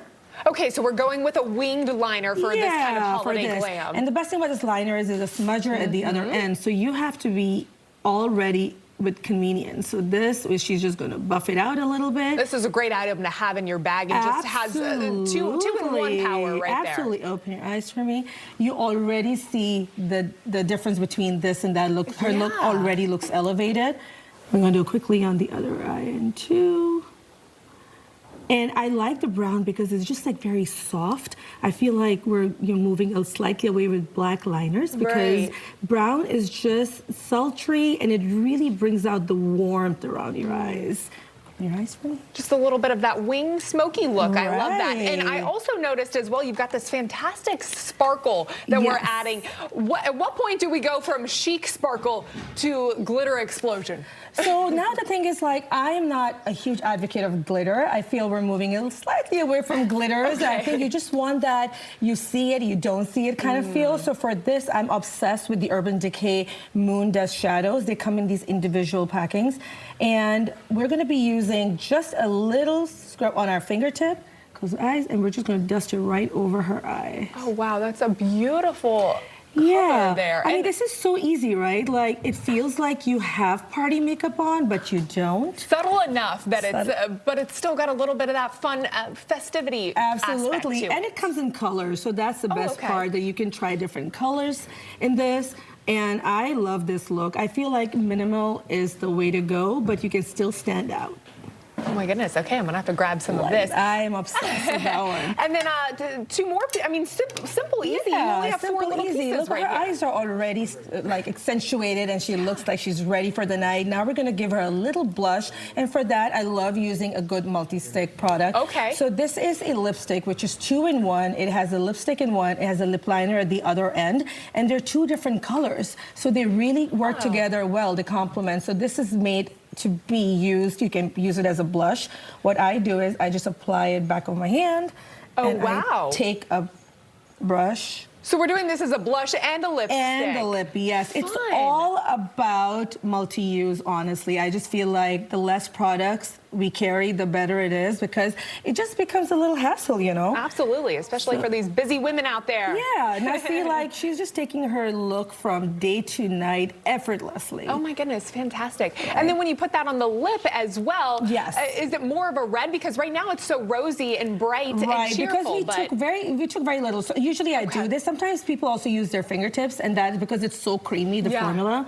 And now here, I'm going to go on Katya's lips. Can you stretch your lips? And let me ask you about the red lip, because that I feel like is such an iconic look for the holiday season. Yeah. Is that still on trend right now, or are we seeing anything else that we're playing with? See, we can't take away the power of a red lipstick, to be honest. Like, it is a red lipstick. You can smack your lips together.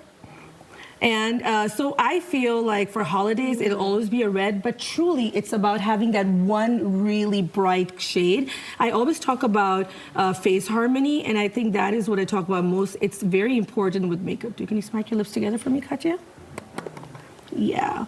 And the best part is that the other side of this lipstick is a lip liner. So now you can just clean the edges, just like that. Oh, so pretty. And you are ready for a red lip. I know, red lip is hard to do. So yes, it is. And you've got to be very careful with it bleeding out, too. But she looks fantastic, and that was so simple. Less than 10 minutes. Less than, what, 3 minutes we have for the whole segment. Oh my God, and we were able course. to transform this beautiful look into what was already beautiful, but now we're just elevated for that Christmas party. Gorgeous. I'm like, you know, the red lip, I feel a lot of times we're scared of color, and I tell people, my clients all the time, that if you're wearing everything else a little muted or solid colors, throw on a bright lip. Okay, there you go. There's nothing that gives you confidence like a great white lip. We love it. There you go. So where can people find more tips from you and more on your makeup line as well? So right now, I do a lot of workshops as well, but for the products, you can go to SareemsVanity.com. We have a 25% holiday sale going on, and I feel like these 4 lipsticks are just so easy to carry. Just throw it in your bag, and you can do your lips. I even do my eyeshadow with them. Oh, okay. Because they're very creamy and blendable. Fantastic. Well, guys, thank you so much for joining us and giving us some tips for the holidays, ladies. Thank you so much. All right, Marissa, I'll send it over to you. Oh, I agree. Red lip chef's kiss. Speaking of chefs, there's a new show on Fox with a holiday twist. Gordon Ramsay's Next Level Baker. And he's bringing his powerhouse mentors along, Carla Hall and Candace Nelson. How fun was it on Next Level Baker? A lot of fun. I mean, so much fun. Seriously, it was so much fun. I mean, I think also because it's a special, it's the holidays, you just immediately see that set and you are there. The lighting the set was just amazing. That just sort of jumped us off into that holiday spirit. So much holiday sparkle, a lot of holiday guests like Santa, reindeer, some ice skaters. I mean, we just kept the holiday vibes coming. Yeah, it has everything, and I know we're going to get to the contestants in just a bit, but I have to ask you, what was it like working with Gordon Ramsay on this? Okay, you're not going to believe it, but first of all, he's amazing, and I was calling him my little brother. Really? And he was calling me Big Sis or BS, but I like to say Big Sis because I think that's with the BS. Carla. I like to think that Carla and I allowed him to show a little bit of his softer side. You know, he brought some jolly. He even cracked a smile. One time, do you remember that time he cracked a smile? Yeah, I remember that. Yeah, I remember that. So we, you know, we're sweet. So we brought it out in him. And I can see that as well. I think a lot of people, and I've met him before, they try to put him in the Grinch category, but there's plenty of Santa there too. You just got to work a little harder to bring it out. And you ladies certainly did. What I love about this is that you all have a wide array of skill set represented on the show. You have home chefs, people from social media, professionals. Talk about that mixture and if there was anything in those skill sets that actually surprised you once you saw what they brought to the table. You know, initially I was worried about those social media chefs because when you think about it, nobody actually has to taste their desserts, right? They're just baking for the camera. But when I tell you there was a diversity of talent, but one thing was for sure, one thing was a constant theme, and that was that they were really talented. So, you know, when they're first introduced, they are in these different categories, but honestly, by the second episode, I'd forgotten who was part of which category. Their strengths, their talents just spoke for themselves, really. And I also think when you think about home cooks, you think about things that they make for their family over and over and over, and they're just delicious. And it's not about technique, it's not about presentation, it is about giving you something that you want to have another bite from. Oh, wow, that is awesome. And I believe that you two, I mean, you can see how excited they were just to be on the show with the two of you. You've opened so many doors, continue to do so. Out of all the shows that you've done over the years, I'm curious to know, what are the special ingredients a cooking show or a baking show has to have in order for you to agree to do it?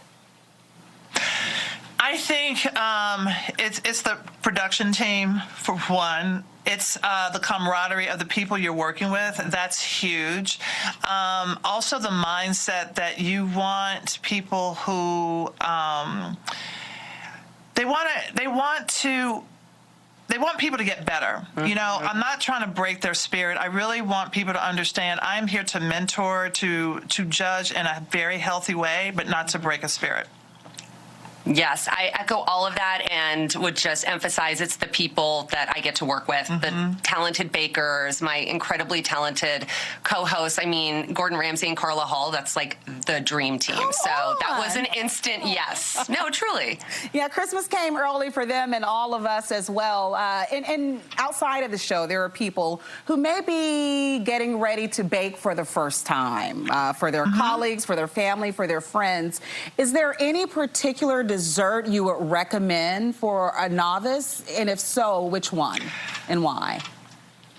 For me, I think a very simple oil-based, maybe sour cream cake. That's a dump and stir. Everything goes in the bowl. You can't really mix it up.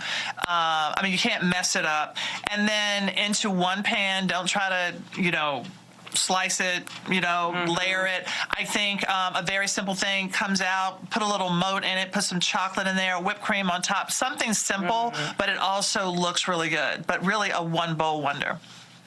I think start with cookies. The first thing I ever baked as a baker was a cookie. And the great thing about baking cookies is you can make the dough in advance and then put it in the fridge or even the freezer, because we're also busy during the holidays, and then just whip them out and bake them when you need to. All right, you have your instructions. Next Level Baker airs Thursdays after Hell's Kitchen right here on Fox 5. We'll be right back.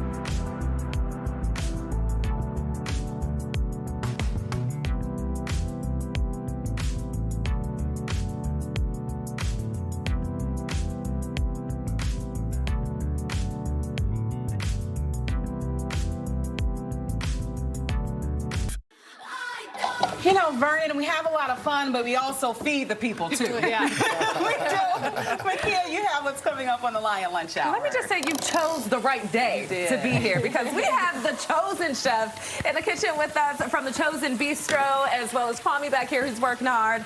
So we're going to show you what's coming up on the menu, but let me tell you, you are in for a treat. Also this morning, we are getting some tips on baking the most delicious and festive cookies from the folks at Sunday Morning Bakehouse. And then also at 11A, if you are still searching for that perfect holiday gift, well, no need to worry. We'll take a look at some items that you may want to add to your list. It all gets started at 11 o'clock right here on Fox 5, guys. Gosh, I needed that before the station's Secret Santa. Yes? Yeah, when I put down the things that I wanted. We'll see. Maybe you still got a little bit of time. You got actually need to go buy the gift. Girl, all right. you Well, and me both.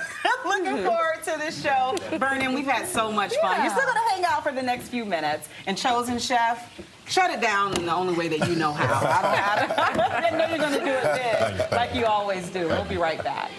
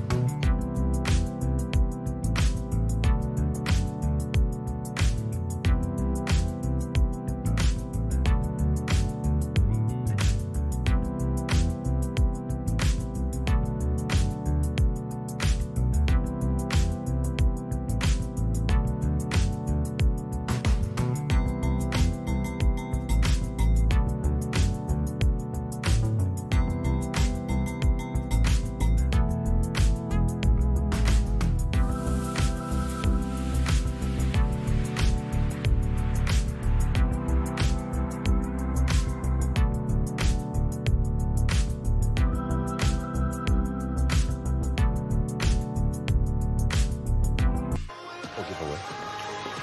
10:58 this morning. Time to check the Good Day guest list. Coming up tomorrow, the stars of Love and Hip Hop Miami, Michael Blackson and Trick Daddy, joining us to talk about the 7th season of the hit series.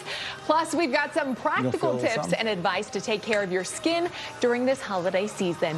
Plus, New York's longtime bone broth craze making its way down to D.C. with the opening of Spring Bone Kitchen. They'll be here in the Good Day Cafe, so be sure to tune in. All right, one more time, Vernon, tell the people about your holiday giveaway this week. I'm sorry, she said Michael Blackson. I only think about the comedian. You talking about the comedian Michael Blackson? That's my brother. It's like my brother. I was just with him.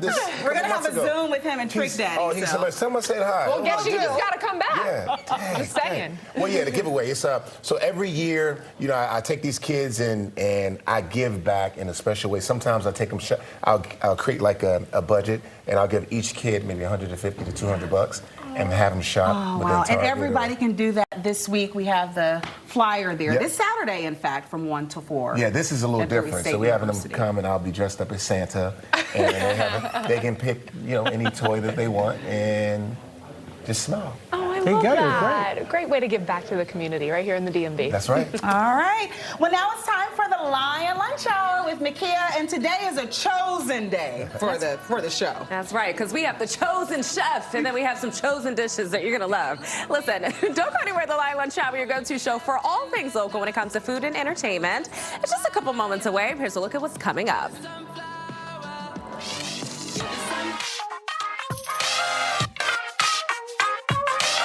Right now at 11A, it's all about soulful bites and chosen delights. The Chosen Chef is back in the kitchen serving up savory dishes full of comfort and authenticity for the holiday season. Speaking of the holidays, we're getting into the spirit with some baking. Sunday Morning Bakehouse is here with tips on baking the most delicious and festive cookies in town.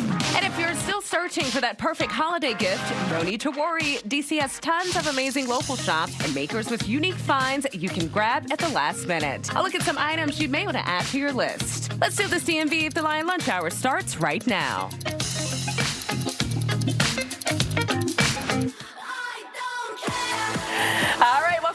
the Lion Lunch Hour, everyone. It is 11:01 on this hump day. Yeah. I'm Akita Turner, alongside today's guest host, our good friend Kareem, Mr. Bay Queeman, an award-winning baker, entrepreneur, motivational speaker, you name it. You okay? Okay? So good to see you. Same here, my love. Oh, congratulations. Thank you. Happy belated birthday. Chill. There's just so much going on, right? Well, good. Oh my God. Yes, Good there's so things. many good things. I'm so grateful. I wasn't here yesterday. It's my birthday, everybody. I'm a Sag baby. So shout out to all the Sages, Yes. celebrating Yes, this season. yes. But what's going on with you? Oh my gosh. Everything and nothing at all, I should say. Right now, so right now, I just had a recipe hit the Washington Post. Okay. Happy birthday to me. So these strawberry oat bars just hit the Washington Post cookie lineup. Oh. I am I don't know if you know, I'm judging a show that's living out in Canada right now. Tell people about it. Yeah, so it's called The Holiday Bake Shop. We're at the season finale this upcoming weekend. So I'm super excited for that. We shot 14 episodes, and I'm a judge, making me the first black or second black man to ever judge a baking competition. I'm so proud of you. Yes. So wow, congratulations. Thank Is there you. a way that we can all see and support? So right now, there is still in talks to have it purchased and brought to the States. Got it. So Okay. it might turn around and do it next year. But listen, just follow me on Mr. Bake Sweets on Instagram, and who knows? I like to show little tidbits on the show. So tune in for that. You guys, give him a follow, and this is delicious. Thank by the you, way. thank Oh you, my thank you. God. I'm surprised you ate this so early. You got mad food to eat, girl. Listen, you came on a really good day. Let me tell you. Oh, I know I did. When I found out who the chef was, I said, "Oh, we eating good." The chosen one. Yes. The chosen chef is in the house. Come on up here, Jerome. Good to see you as well. Oh my goodness. So tell us. Look, I know. I'll take it for you. Come on, Yes. okay. What's coming up on the menu today? A little bit of everything. So we have our salmon egg rolls, steak and cheese egg rolls. Yes. We're gonna do a roster pasta, mild spicy, that we do at the restaurant. A little bit of that. You know. See, you always come up in here. You show up and you show out. That's what we do. That's what we do. I love it. And also, too, if you haven't been to the Chosen Bistro, tell folks one more time where you're located. We're located on 6112 Marlboro Pike, District Heights, Maryland, 20747. All right, there you go. Listen, killing it out here. We're open now, too. Yes.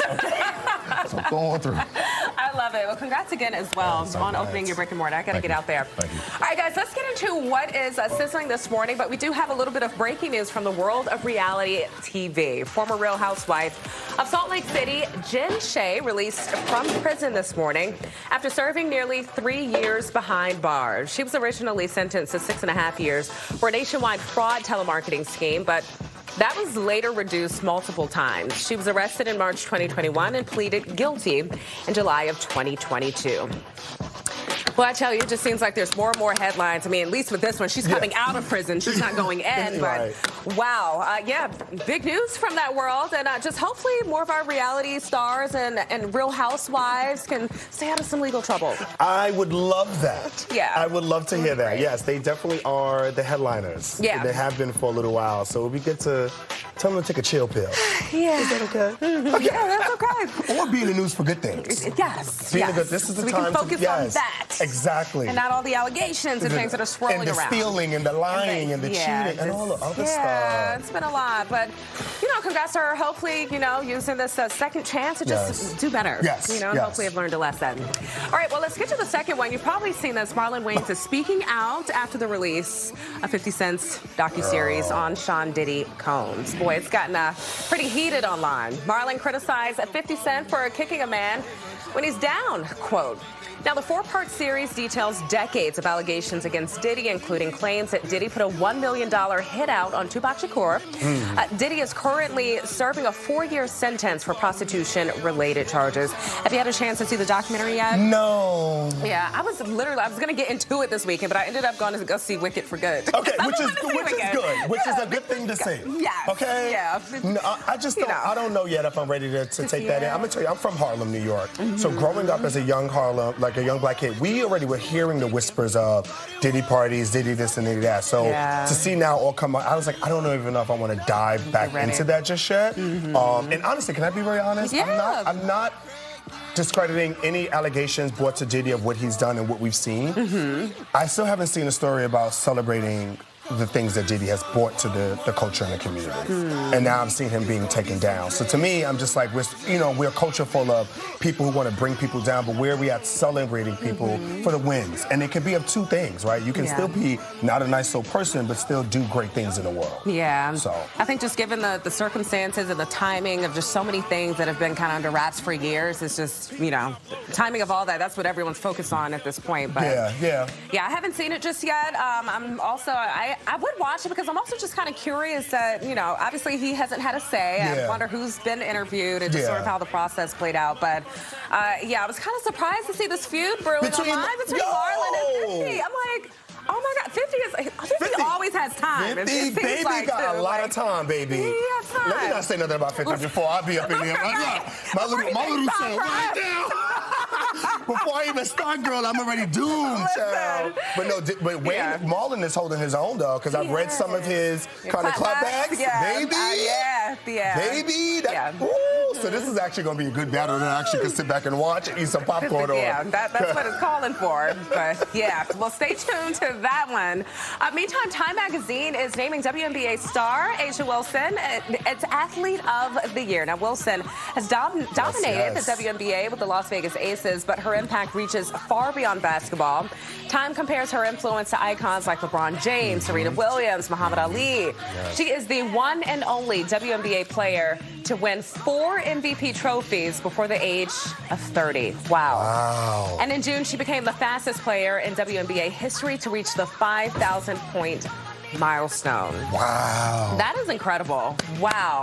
Talk about a role model, too. It's just so beautiful to see so many women excelling in the world of sports. And especially, once again, in a more male-dominated space. Yes, absolutely. Yeah, I'm excited. I didn't even know that much about her. Now I'm going to go back and read and figure out Do who some research. Absolutely. She's got a new fan right here.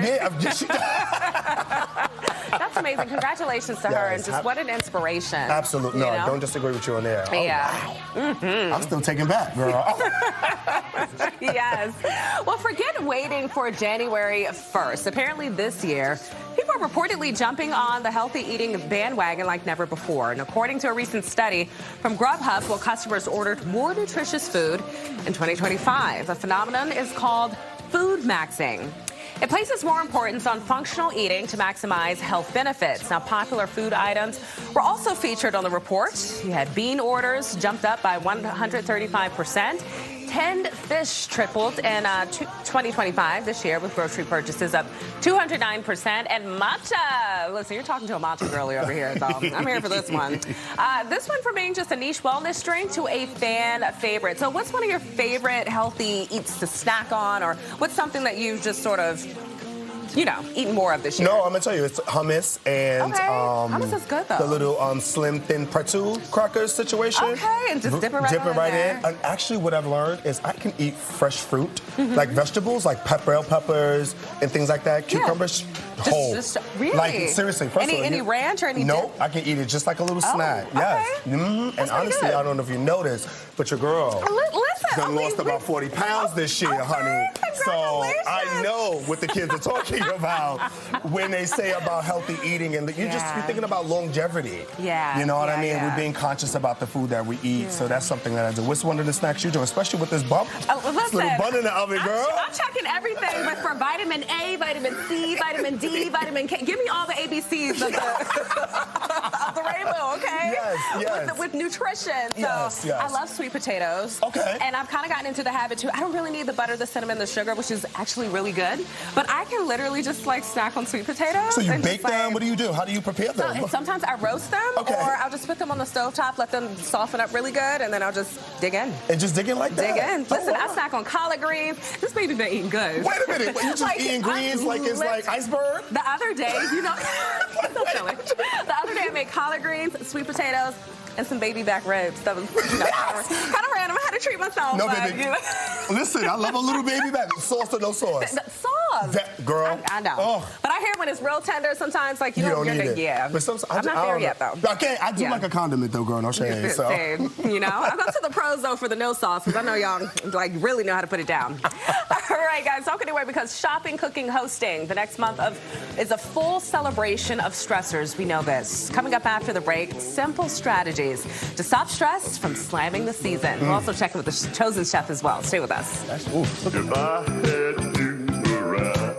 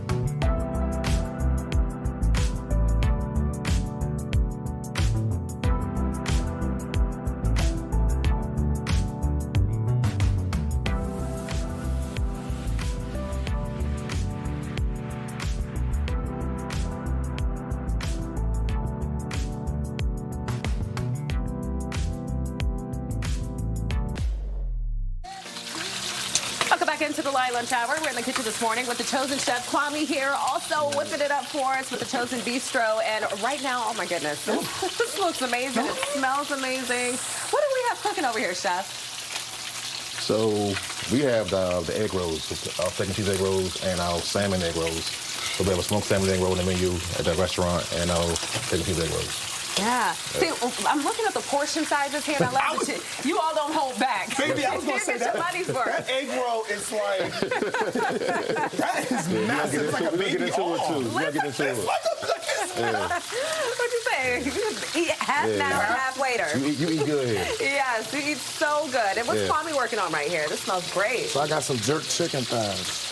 Wow. And my rasta pasta. That's what a rasta pasta. Okay, okay. And a good sear on that chicken, too. That's my little chef talk, y'all. Got a good sear, huh? For our home chef hacks at home, what is the key to making sure that your chicken stays nice and moist? Because it can be tricky. You leave it on too long, you can dry it out. No, I mean, for me, it's all day marination. It's all about marination. How you prep it and season it, that's important. And then you want to cook your chicken. I do my chicken low and slow, not on high heat. Because then sometimes you get outside, you overcooked, inside's not properly done. So for me, low and slow is the best method for preparation. Really good point. And for me, I just like that. It holds moisture. Okay. Okay. Yeah, thighs do hold moisture. It's correct. Yeah. It also just depends on the part of the chicken that you're cooking. Correct. Okay. Yep. Now, I made cheesesteak egg rolls for the first time about a week ago. I was proud of myself, y'all. I did a little video. You like it? Okay. Yeah, I was a little nervous at first, yours, but it turned out pretty good. So what is the key to making yours? Like, how do I get on the chef level with this? It's no set way. Just have fun Like you with make it. your filling first and then For walk sure. through the process. Make the filling first. We use out here. We use peppers and onions in our base. You get preferred seasoning for the egg rolls, and then you got to wrap them pretty good so they can stay together. And then that's it. Use egg or just water? Egg wash. Yeah, Egg wash, It yeah. can be water. It breaks apart. So we use egg wash. Egg wash. That did work. Okay, wonderful. And just frying until golden brown, because this thing. Golden brown. And then the restaurant we have a deep fry, so it's just a little bit more easier there. But here, we got what we got. It's So looking nice and crisp and delicious, Chef. Let folks know where you're located. we are located at 6112 Marlboro Pike, District Heights, Maryland 20747. All right, love it. Thank you so much. We're going to check back in with you in just a couple of moments. In the meantime, though, we're going to shift gears and we're going to talk about the holidays. We know how stressful they can be. The holidays may be merry and bright, but they can also bring a sleigh full of stress. And today we're going to break down 5 ways to slay holiday stress and enjoy the season. With the President's Coach, founder Mitchell Creasley. Mitchell, always good to see you. Happy holidays, my friend. Makia, let's just talk about this beautiful baby bump. Congratulations, okay? That's fantastic. Oh, thank you. I know so much has happened since we last spoke, but thank you so much. Such a big blessing this season. All right, Mitchell, we're all turning to you because we need to find our zen in the midst of all the holiday chaos. And so where do we start when it comes to just finding just some calm in the midst of the holiday storm?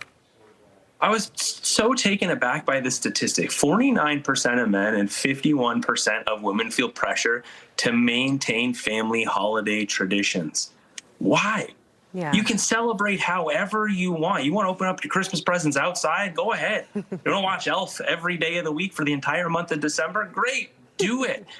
Allow traditions to evolve as you do, and the holiday stress starts to become something you don't really have to manage. I love that. Essentially, you're saying it's fine to redefine how you all choose to celebrate the holidays. Now, something else, I've always been more of a experience kind of girl, make memories over the materials. And that's okay. People have different love languages.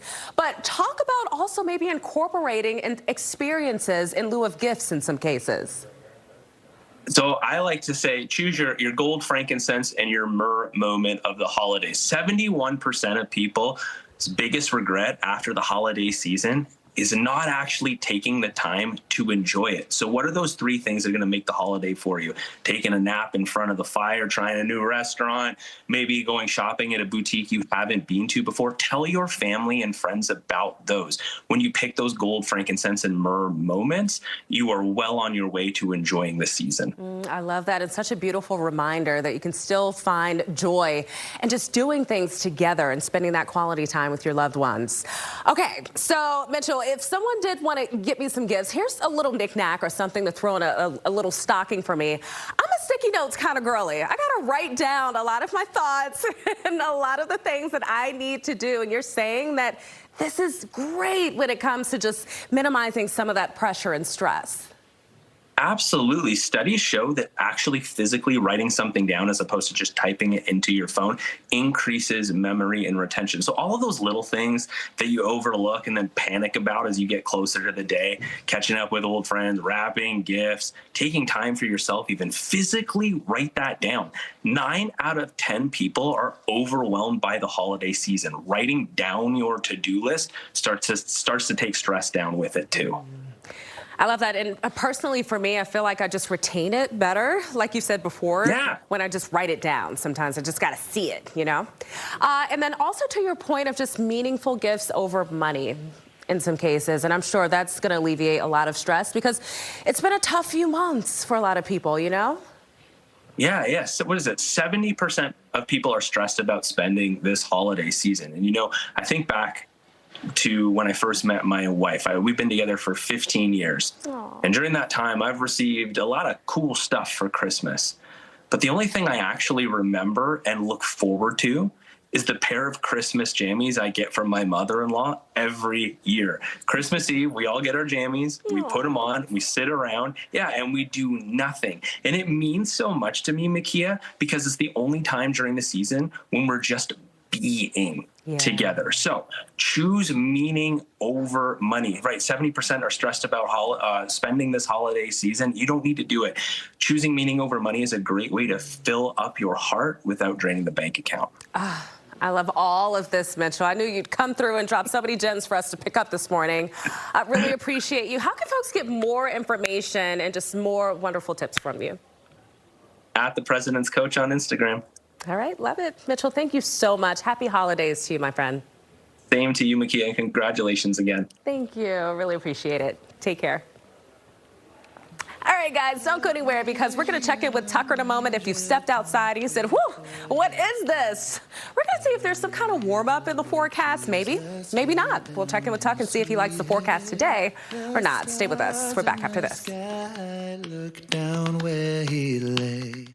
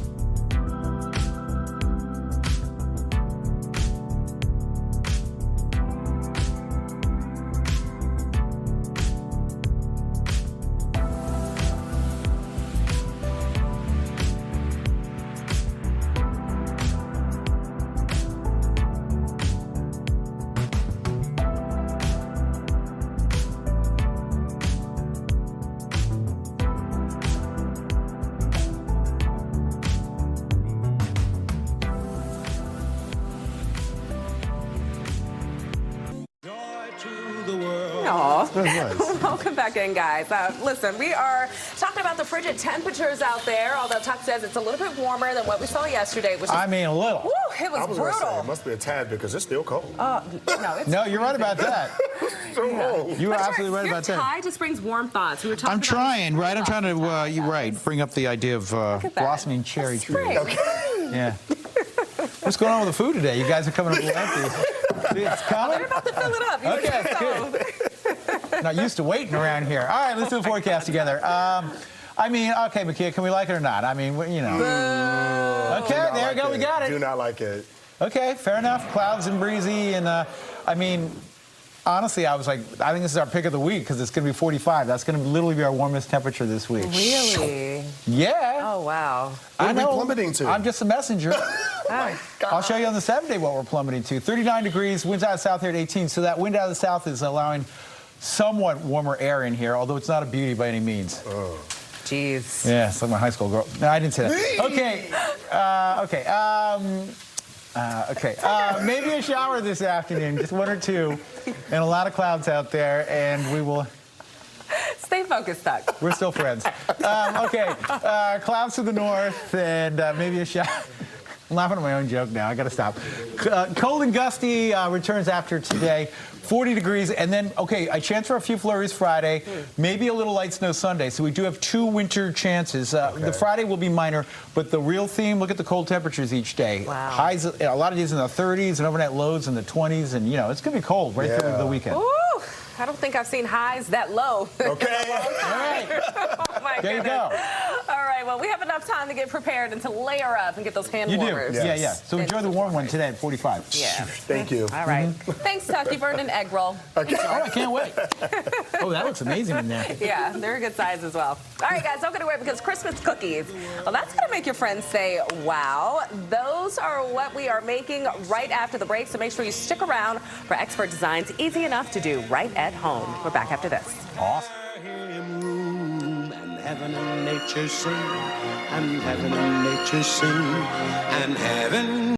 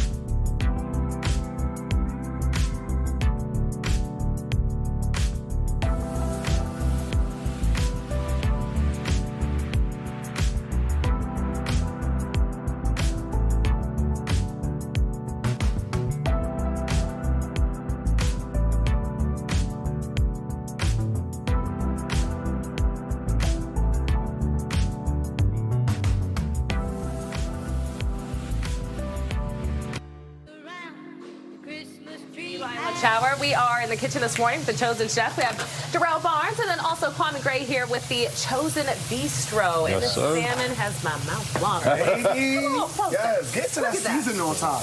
Oh, we about to do some chefy stuff. Don't have to flip it, chef. The chefy stuff. Yeah. Look at the flick of the red. Wow. Okay, so tell us what seasoning went into the scrumptious looking salmon. Look at it. So this for the salmon is herb and garlic, olive oil, and a little bit of jerk seasoning. Okay. Okay. Oh, I love fresh Simple garlic. but effective, huh? Yeah. Yes, and is this what you used in the egg roll stuff? So egg roll is a little bit different. We have a smoked salmon egg roll. So I do smoked salmon base first inside the egg roll, top it with red cabbage, and then we the salmon's cooked a little bit differently, like a hickory smoked glazed savor to it, so a little bit different than that. Oh. Yeah. Little sweet, little heat on the smoked flavor. Sorry, chef. I saw you cut it. Can we get in? Can we see the side? We show people what it look like inside. Oh, yeah. Is it cutting through? Yeah. Okay, There you go. fine. Look at that. Look at that And all thing. that crunch Oh. around it. Oh, that looks so good. Yeah. Now, for someone who hasn't been to your restaurant or heard of it just yet, Chef, talk about what you offer there. It's a bit of soul food, a bit of Caribbean, like. So I call it American fusion. So we infuse a lot of dishes. So we have a lot of Southern food, of course, but it's infused cuisine. So we have pastas. We have bang bang shrimp. Okay. We have po' boys. We have lamb. We have sliders. We have everything on the menu. So I call it American Southern. Okay. What's the dish that people like the most and be coming back for? Rasta pasta, number The one. Rasta pasta. Yeah. So I'm It ready to comes taste mild or that. spicy. Yep. Okay. Yep. So these Then our recipes, wings. Chef, because you weren't always in the culinary industry. No. I mean, you were looking at a former retired, respected Yes. law enforcement officer right. here That's who right. just followed his passion, which is Yes. so inspiring. Thank I'm you. always Thank you. inspired by your story. Thank you. Thank you. But just how did you do it? Faith. Yeah. Hey, come on. Took a faith for the leap of faith, and I did it. Yes. I did it. And here we are now, going on almost 10 years in business. Beautiful, beautiful, beautiful. That is beautiful. Absolutely. Before we go, Kenneth, has the transition been hard for you from going? It has not, because I did both for eight years. So Okay, I balanced both okay. careers for 6 years first. So I was able to do it first. Yeah. That's what's Yeah. up. That's That what's helped. That helped a little bit. Okay. Love that. Now there's a community gift back Yes. that you that you're doing. Yes, I'm doing a gift back in my church on the 16th of December. Come through. I'm gonna provide all free meals to anybody. We're gonna have someone What come church? out. Sanctuary Kingdom Square. Yep. The address is, I know it should be on the screen. Crane Highway. I'm sorry, Pastor Macklin. But we give back on the church. We provide free meals. Have someone come and provide free clothing for men and women, babies as well. So come out, good time, and we give back all day. You said the 16th? December 16th. Yep. What day of the week is that? Tuesday. You know what, guys? 6:30 to 9. And I'll be there too now. Yeah. I'm gonna come Sanctuary and Kingdom see what I Square. can add to that mix as well. you go. All about community engagement. Love what you're doing. Always Thank you. giving back to the Thank you. community. Thank you. Thank you. So proud of you. Yeah. So come through. Yes. All right, guys, we're going to come back over, and here's, by the way, the information for the Chosen Chef. Check out his website as well as, again, his restaurant in District Heights. So we'll check back in just a few moments, but we're going to make our way over to talk about something that I know you love to talk about. I love this baby. You know, this is also your specialty Yes, as well. it is. But it's the girls' nights out, honey. Yes. Hello, chefs. Look at this. So, listen, it's not just the holidays. It's not the holidays without a big batch of yummy cookies. So we have Sunday morning bakehouses. Mary Williams and Ingrid Ramos with us this morning to show us the ropes on cookie decorating. Oh, I'm excited about this. Thank you for having us. You are so welcome. Yeah, so I know that Sunday Morning Bakehouse is known for our pastries and our croissants, but we also have our specialty holiday goodies for Christmas and for Hanukkah. So starting next week, we'll have our Linzer cookies, our gingerbread cookies, our classic sugar cookies, and then of course we'll have our jelly donuts for Hanukkah. Right there. Yeah. This is great. Okay, so when it comes to, so you're inviting the family over, right? You have a couple of kiddos who also want to have some fun in the kitchen. Where do you start when it comes with the design and maybe some of the ingredients that you need? How do you start the process? Usually, I mean, for us at least, we always like to try to be ultra prepared and have bags already filled and things every setup, especially for kids, because that way you can kind of just redirect them and just have everything laid out for them. So for like our Linzer cookies, we have our powdered sugar here, we have our raspberry jam filling, and then we have all of our cookies set up for that. So did you want to help me out? Okay, awesome. So for the Linzer cookies, what we like to do is get a little bit of that jam right in the middle, just like that. And then we have a little offset spatula here to make sure that's spread out. Oh, sorry. What kind of jam? Nice raspberry jam. Ooh, it's delicious. okay. It's all of our favorites, I feel like. Nice. And you just spread that out just a little bit like that.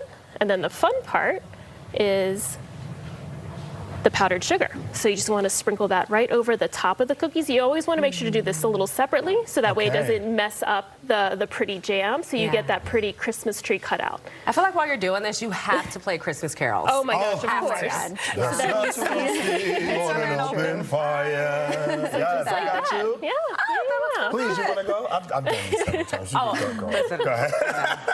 I have some gingerbread cookies over here that you can decorate too. Yes, let's have some fun. Okay. No, show me. Why don't you start with white? I have my own piping bag right here. Okay. I can And show I'll do you. some more jam. So if you want to do some jam in there. You just want to do Love this. like his soup. You just Yeah, want to you can't really, little as much as squiggles. little as you want. You just want to make sure that jelly's out. Oh, you can squiggles. Can I do straight lines? I feel Yeah, do straight lines. lines. It's your cookie. You do whatever Yeah, and you then you want. just take the offset and spread it out a Be as little bit. creative as you want. Now, obviously, trying these, it just brings so much joy. But just talk about how cookies really do add to the magic of Christmas and also Santa's belly. Oh my gosh, really? Yeah, they're just always so fun to do because our cookies are we come, of course, only once a year. So I feel like that always adds, the magic to it and looking forward to all of these different flavors and types of cookies. Yeah, and then you just want to do the powdered sugar. Just on top. This is so therapeutic. Oh, this is so much fun. What do you both love about baking and decorating? I know we have the head baker here and head decorator here. Yes. What I like is I just like people appreciating how much work goes into everything that we do. I just love the genuine, Amen. Just everybody thank you so much for doing this. It looks amazing, even though it's going to be eaten in 2 seconds. Or for some people who don't want to eat it because it looks so beautiful because you did an amazing job. Yes. Yeah.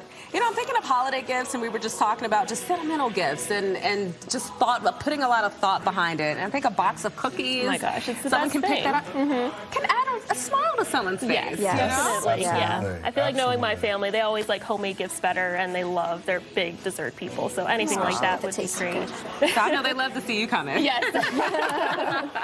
I'm a big dessert person. I'm a big dessert person too. Do you mind if I? Please, go for it. I have an eye on that gingerbread over there. Oh my gosh, gingerbread is my favorite. Snowflake. Oh, this is good.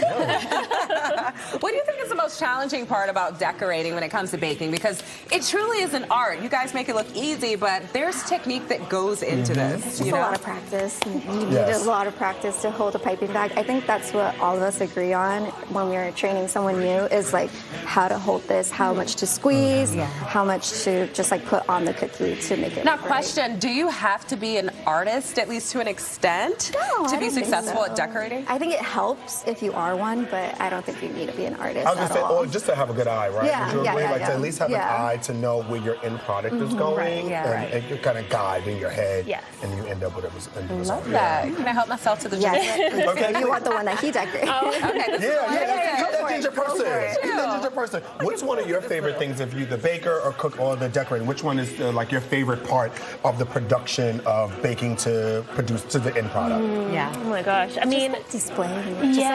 Seeing the final product, everything coming out of the oven is because so many parts go into every little thing, and then seeing everything come out of the oven, you're like, oh, that's perfect. We did everything right because there's so many steps that lead up to that part and so many people involved that it's when you see those croissants coming out of the oven, you see the donuts coming out of the fryer, perfect. You did it right. So it's just very satisfying. Or even for me, the smell. The smell. Yes. I love the smell of fresh baked goods. This is awesome. How can folks get more information? Maybe pick up a box of cookies or donuts. Just coming out and support. Yeah, donuts as well. Yeah, so we have two locations now. So we have our original Pike and Rose location. Congratulations. In North Bethesda. And then we have our Tyson's location in McLean, Virginia. Awesome. So please go visit them. It's beautiful in there. We worked so hard on getting that all set up, and they have it running perfectly. So, please visit us in McLean. Awesome. Well, congratulations, ladies. Thank you so much for stopping by. Thanks for having us. Helping to get us more into the holiday spirit. Yes. This is what it's all about. All right. Take care, ladies. Happy holidays. Happy holidays.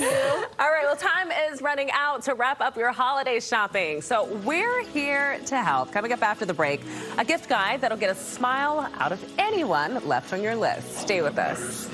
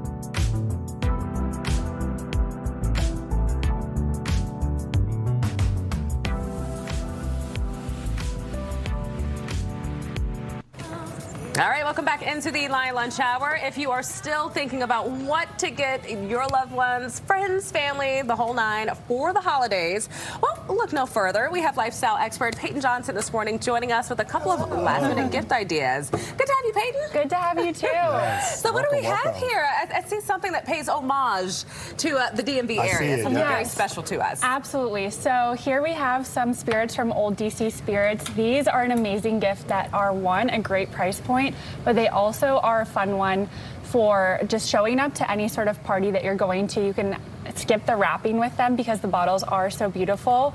These were actually created with a collaboration between the Washington Commanders and Bottled.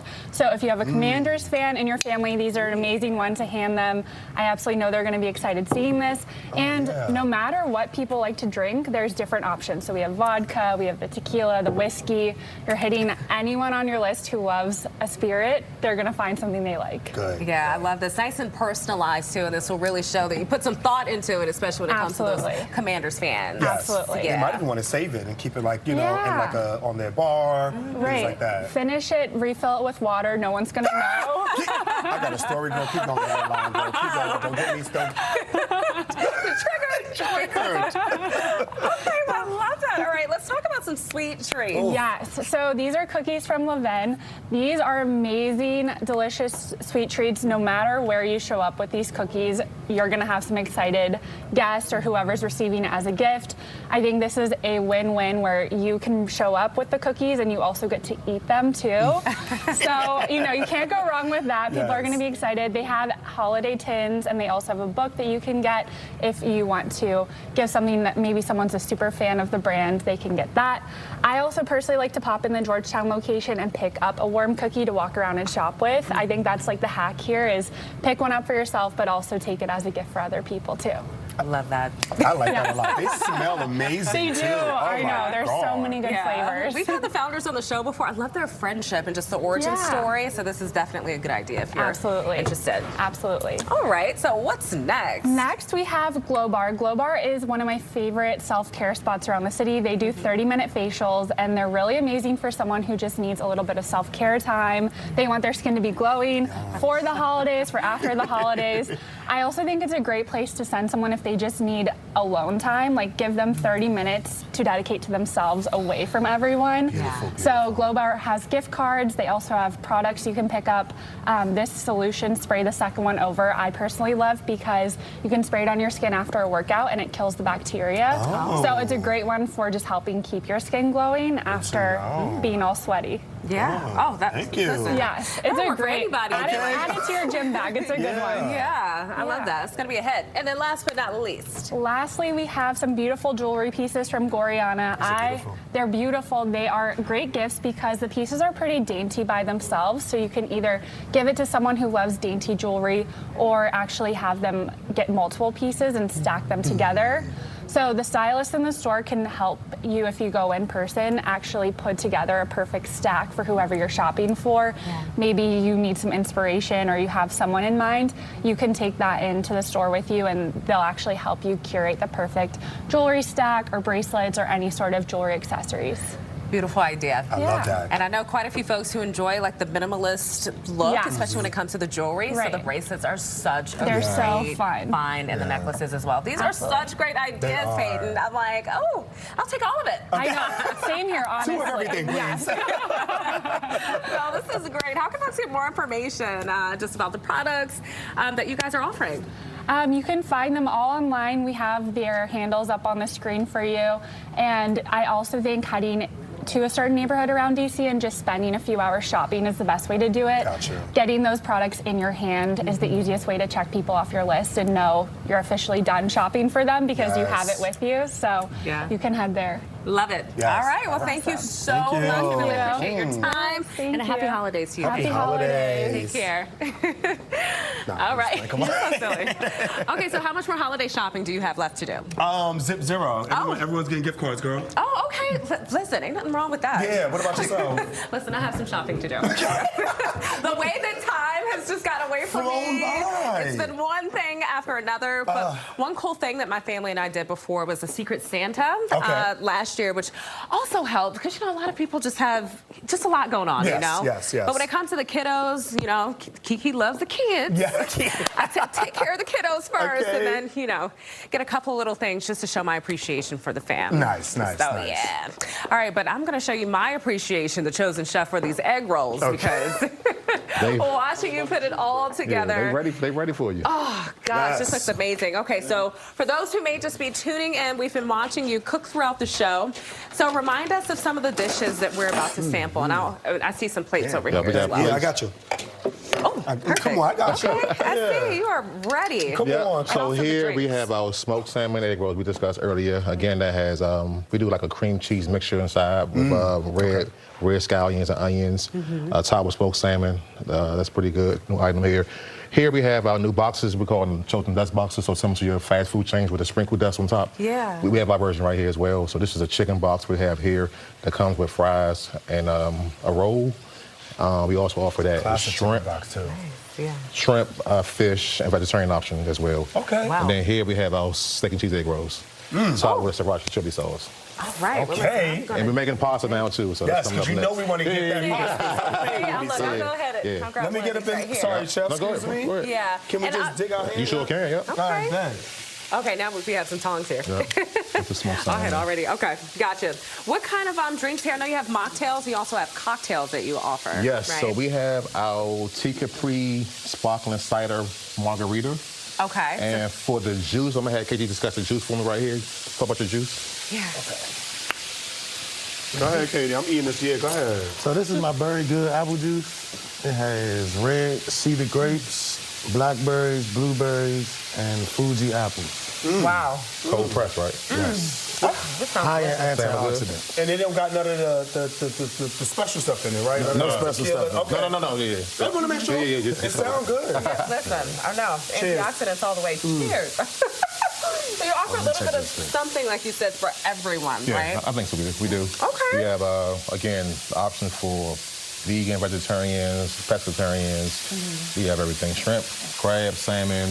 What's your favorite? po' boy. Truthfully, my favorite is probably bang bang shrimp and short rib platters. We have Marlboro shorties called platters we do at the restaurant. Short rib with pickled onions and cabbage. Isn't it good? I was like, do you make this fresh? Daily? Yes. This is good. Wow. Yep. I love a good juice. Yep. So what are your hours? When can folks come out? They can come out to the Lunch, dinner? restaurant. We open from Wednesday to Sunday, 11 to 8 on weekdays, 11 to 9 on Saturday, 11 to 7 on Sunday. Okay. Yep. Wow. You still do catering, right? We still cater. Yes, we busy, man. Yeah, Listen. that's what I'm saying. Wow. I don't get no sleep. Get trust that me. money, bro. I ain't complaining. Yeah, but we definitely still cater as well. So check us out for any private events, weddings, bar mitzvahs, whatever you have. We do that. Any occasion. Any occasion. Yeah. Any occasion. Love that. And you're Yep. still accepting orders for Christmas or just New Year's or the holidays or? They can inquire on the website. We'll see. I ain't gonna lie to you. We'll booked up. see. That's what it sounds like. We can start like he booked up, girl. Yeah. They got money. Let me get some. Nah, I ain't got no money. But we also got for people who watch Line now, they can go into the restaurant and mention our code, Line Lunch Hour show code, and they can go into the restaurant and get a free app after they spend $40 in the restaurant. Okay. So you watch Lion, come to the restaurant. Did y'all hear that? Mention Lion Lunch as the promo code, then they get a free app at the restaurant after they spend $40. Okay. I love that after they It's only spend good for 1 week. money. Only good for 1 week, until 1 week. Okay. All right. So starting today, you Get can on do out that. there to the Chosen Bistro, Chef. Thanks so much. Thank you. Guys, we'll be right back after the break. Oh, this is good.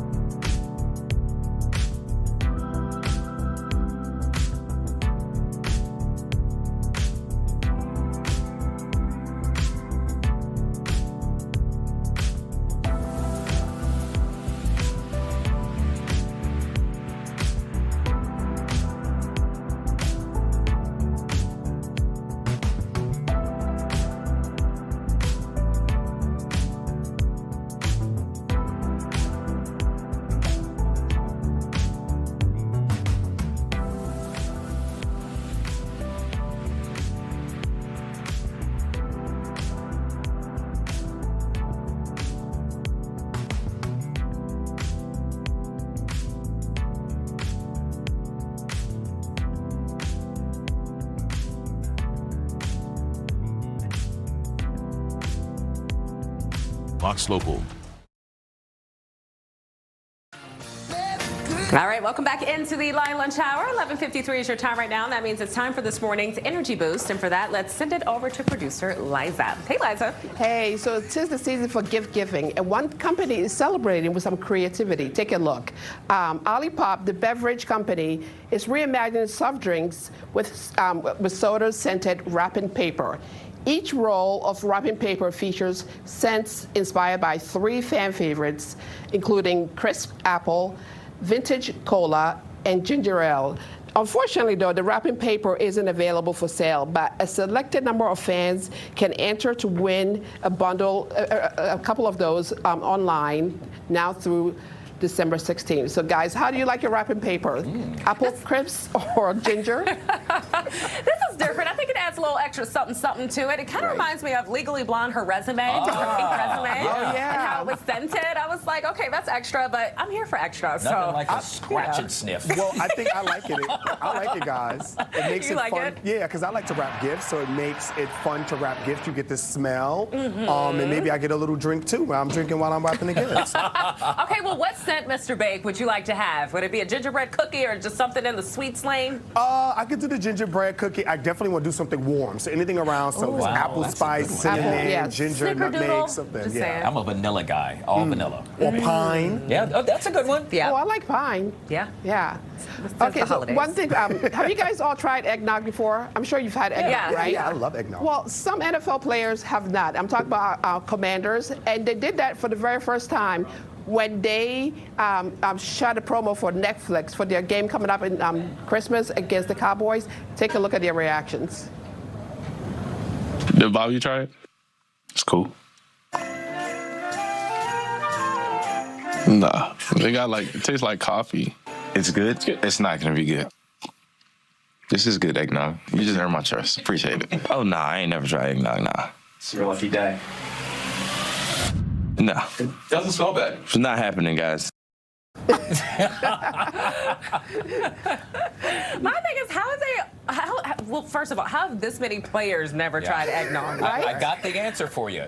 We're talking 25 years old and younger. I mean, they haven't really lived life yet to the fullest. Well, I love eggnog, especially when you spike it up. Add a little cinnamon on top of it or a little splash. The question is, they should have asked, are they lactose intolerant prior to sipping on that eggnog? Or they should have told them that it had a little, a little booze in there. They probably would have been more. Tastes even better, right? Yes, they would have ran for it.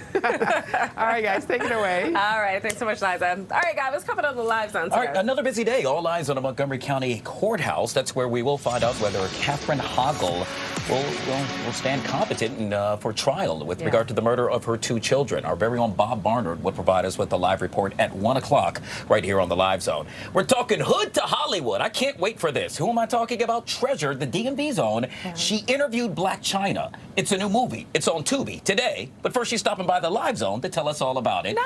And then we're talking all things socks. The question is, can you wear them more than once without washing them?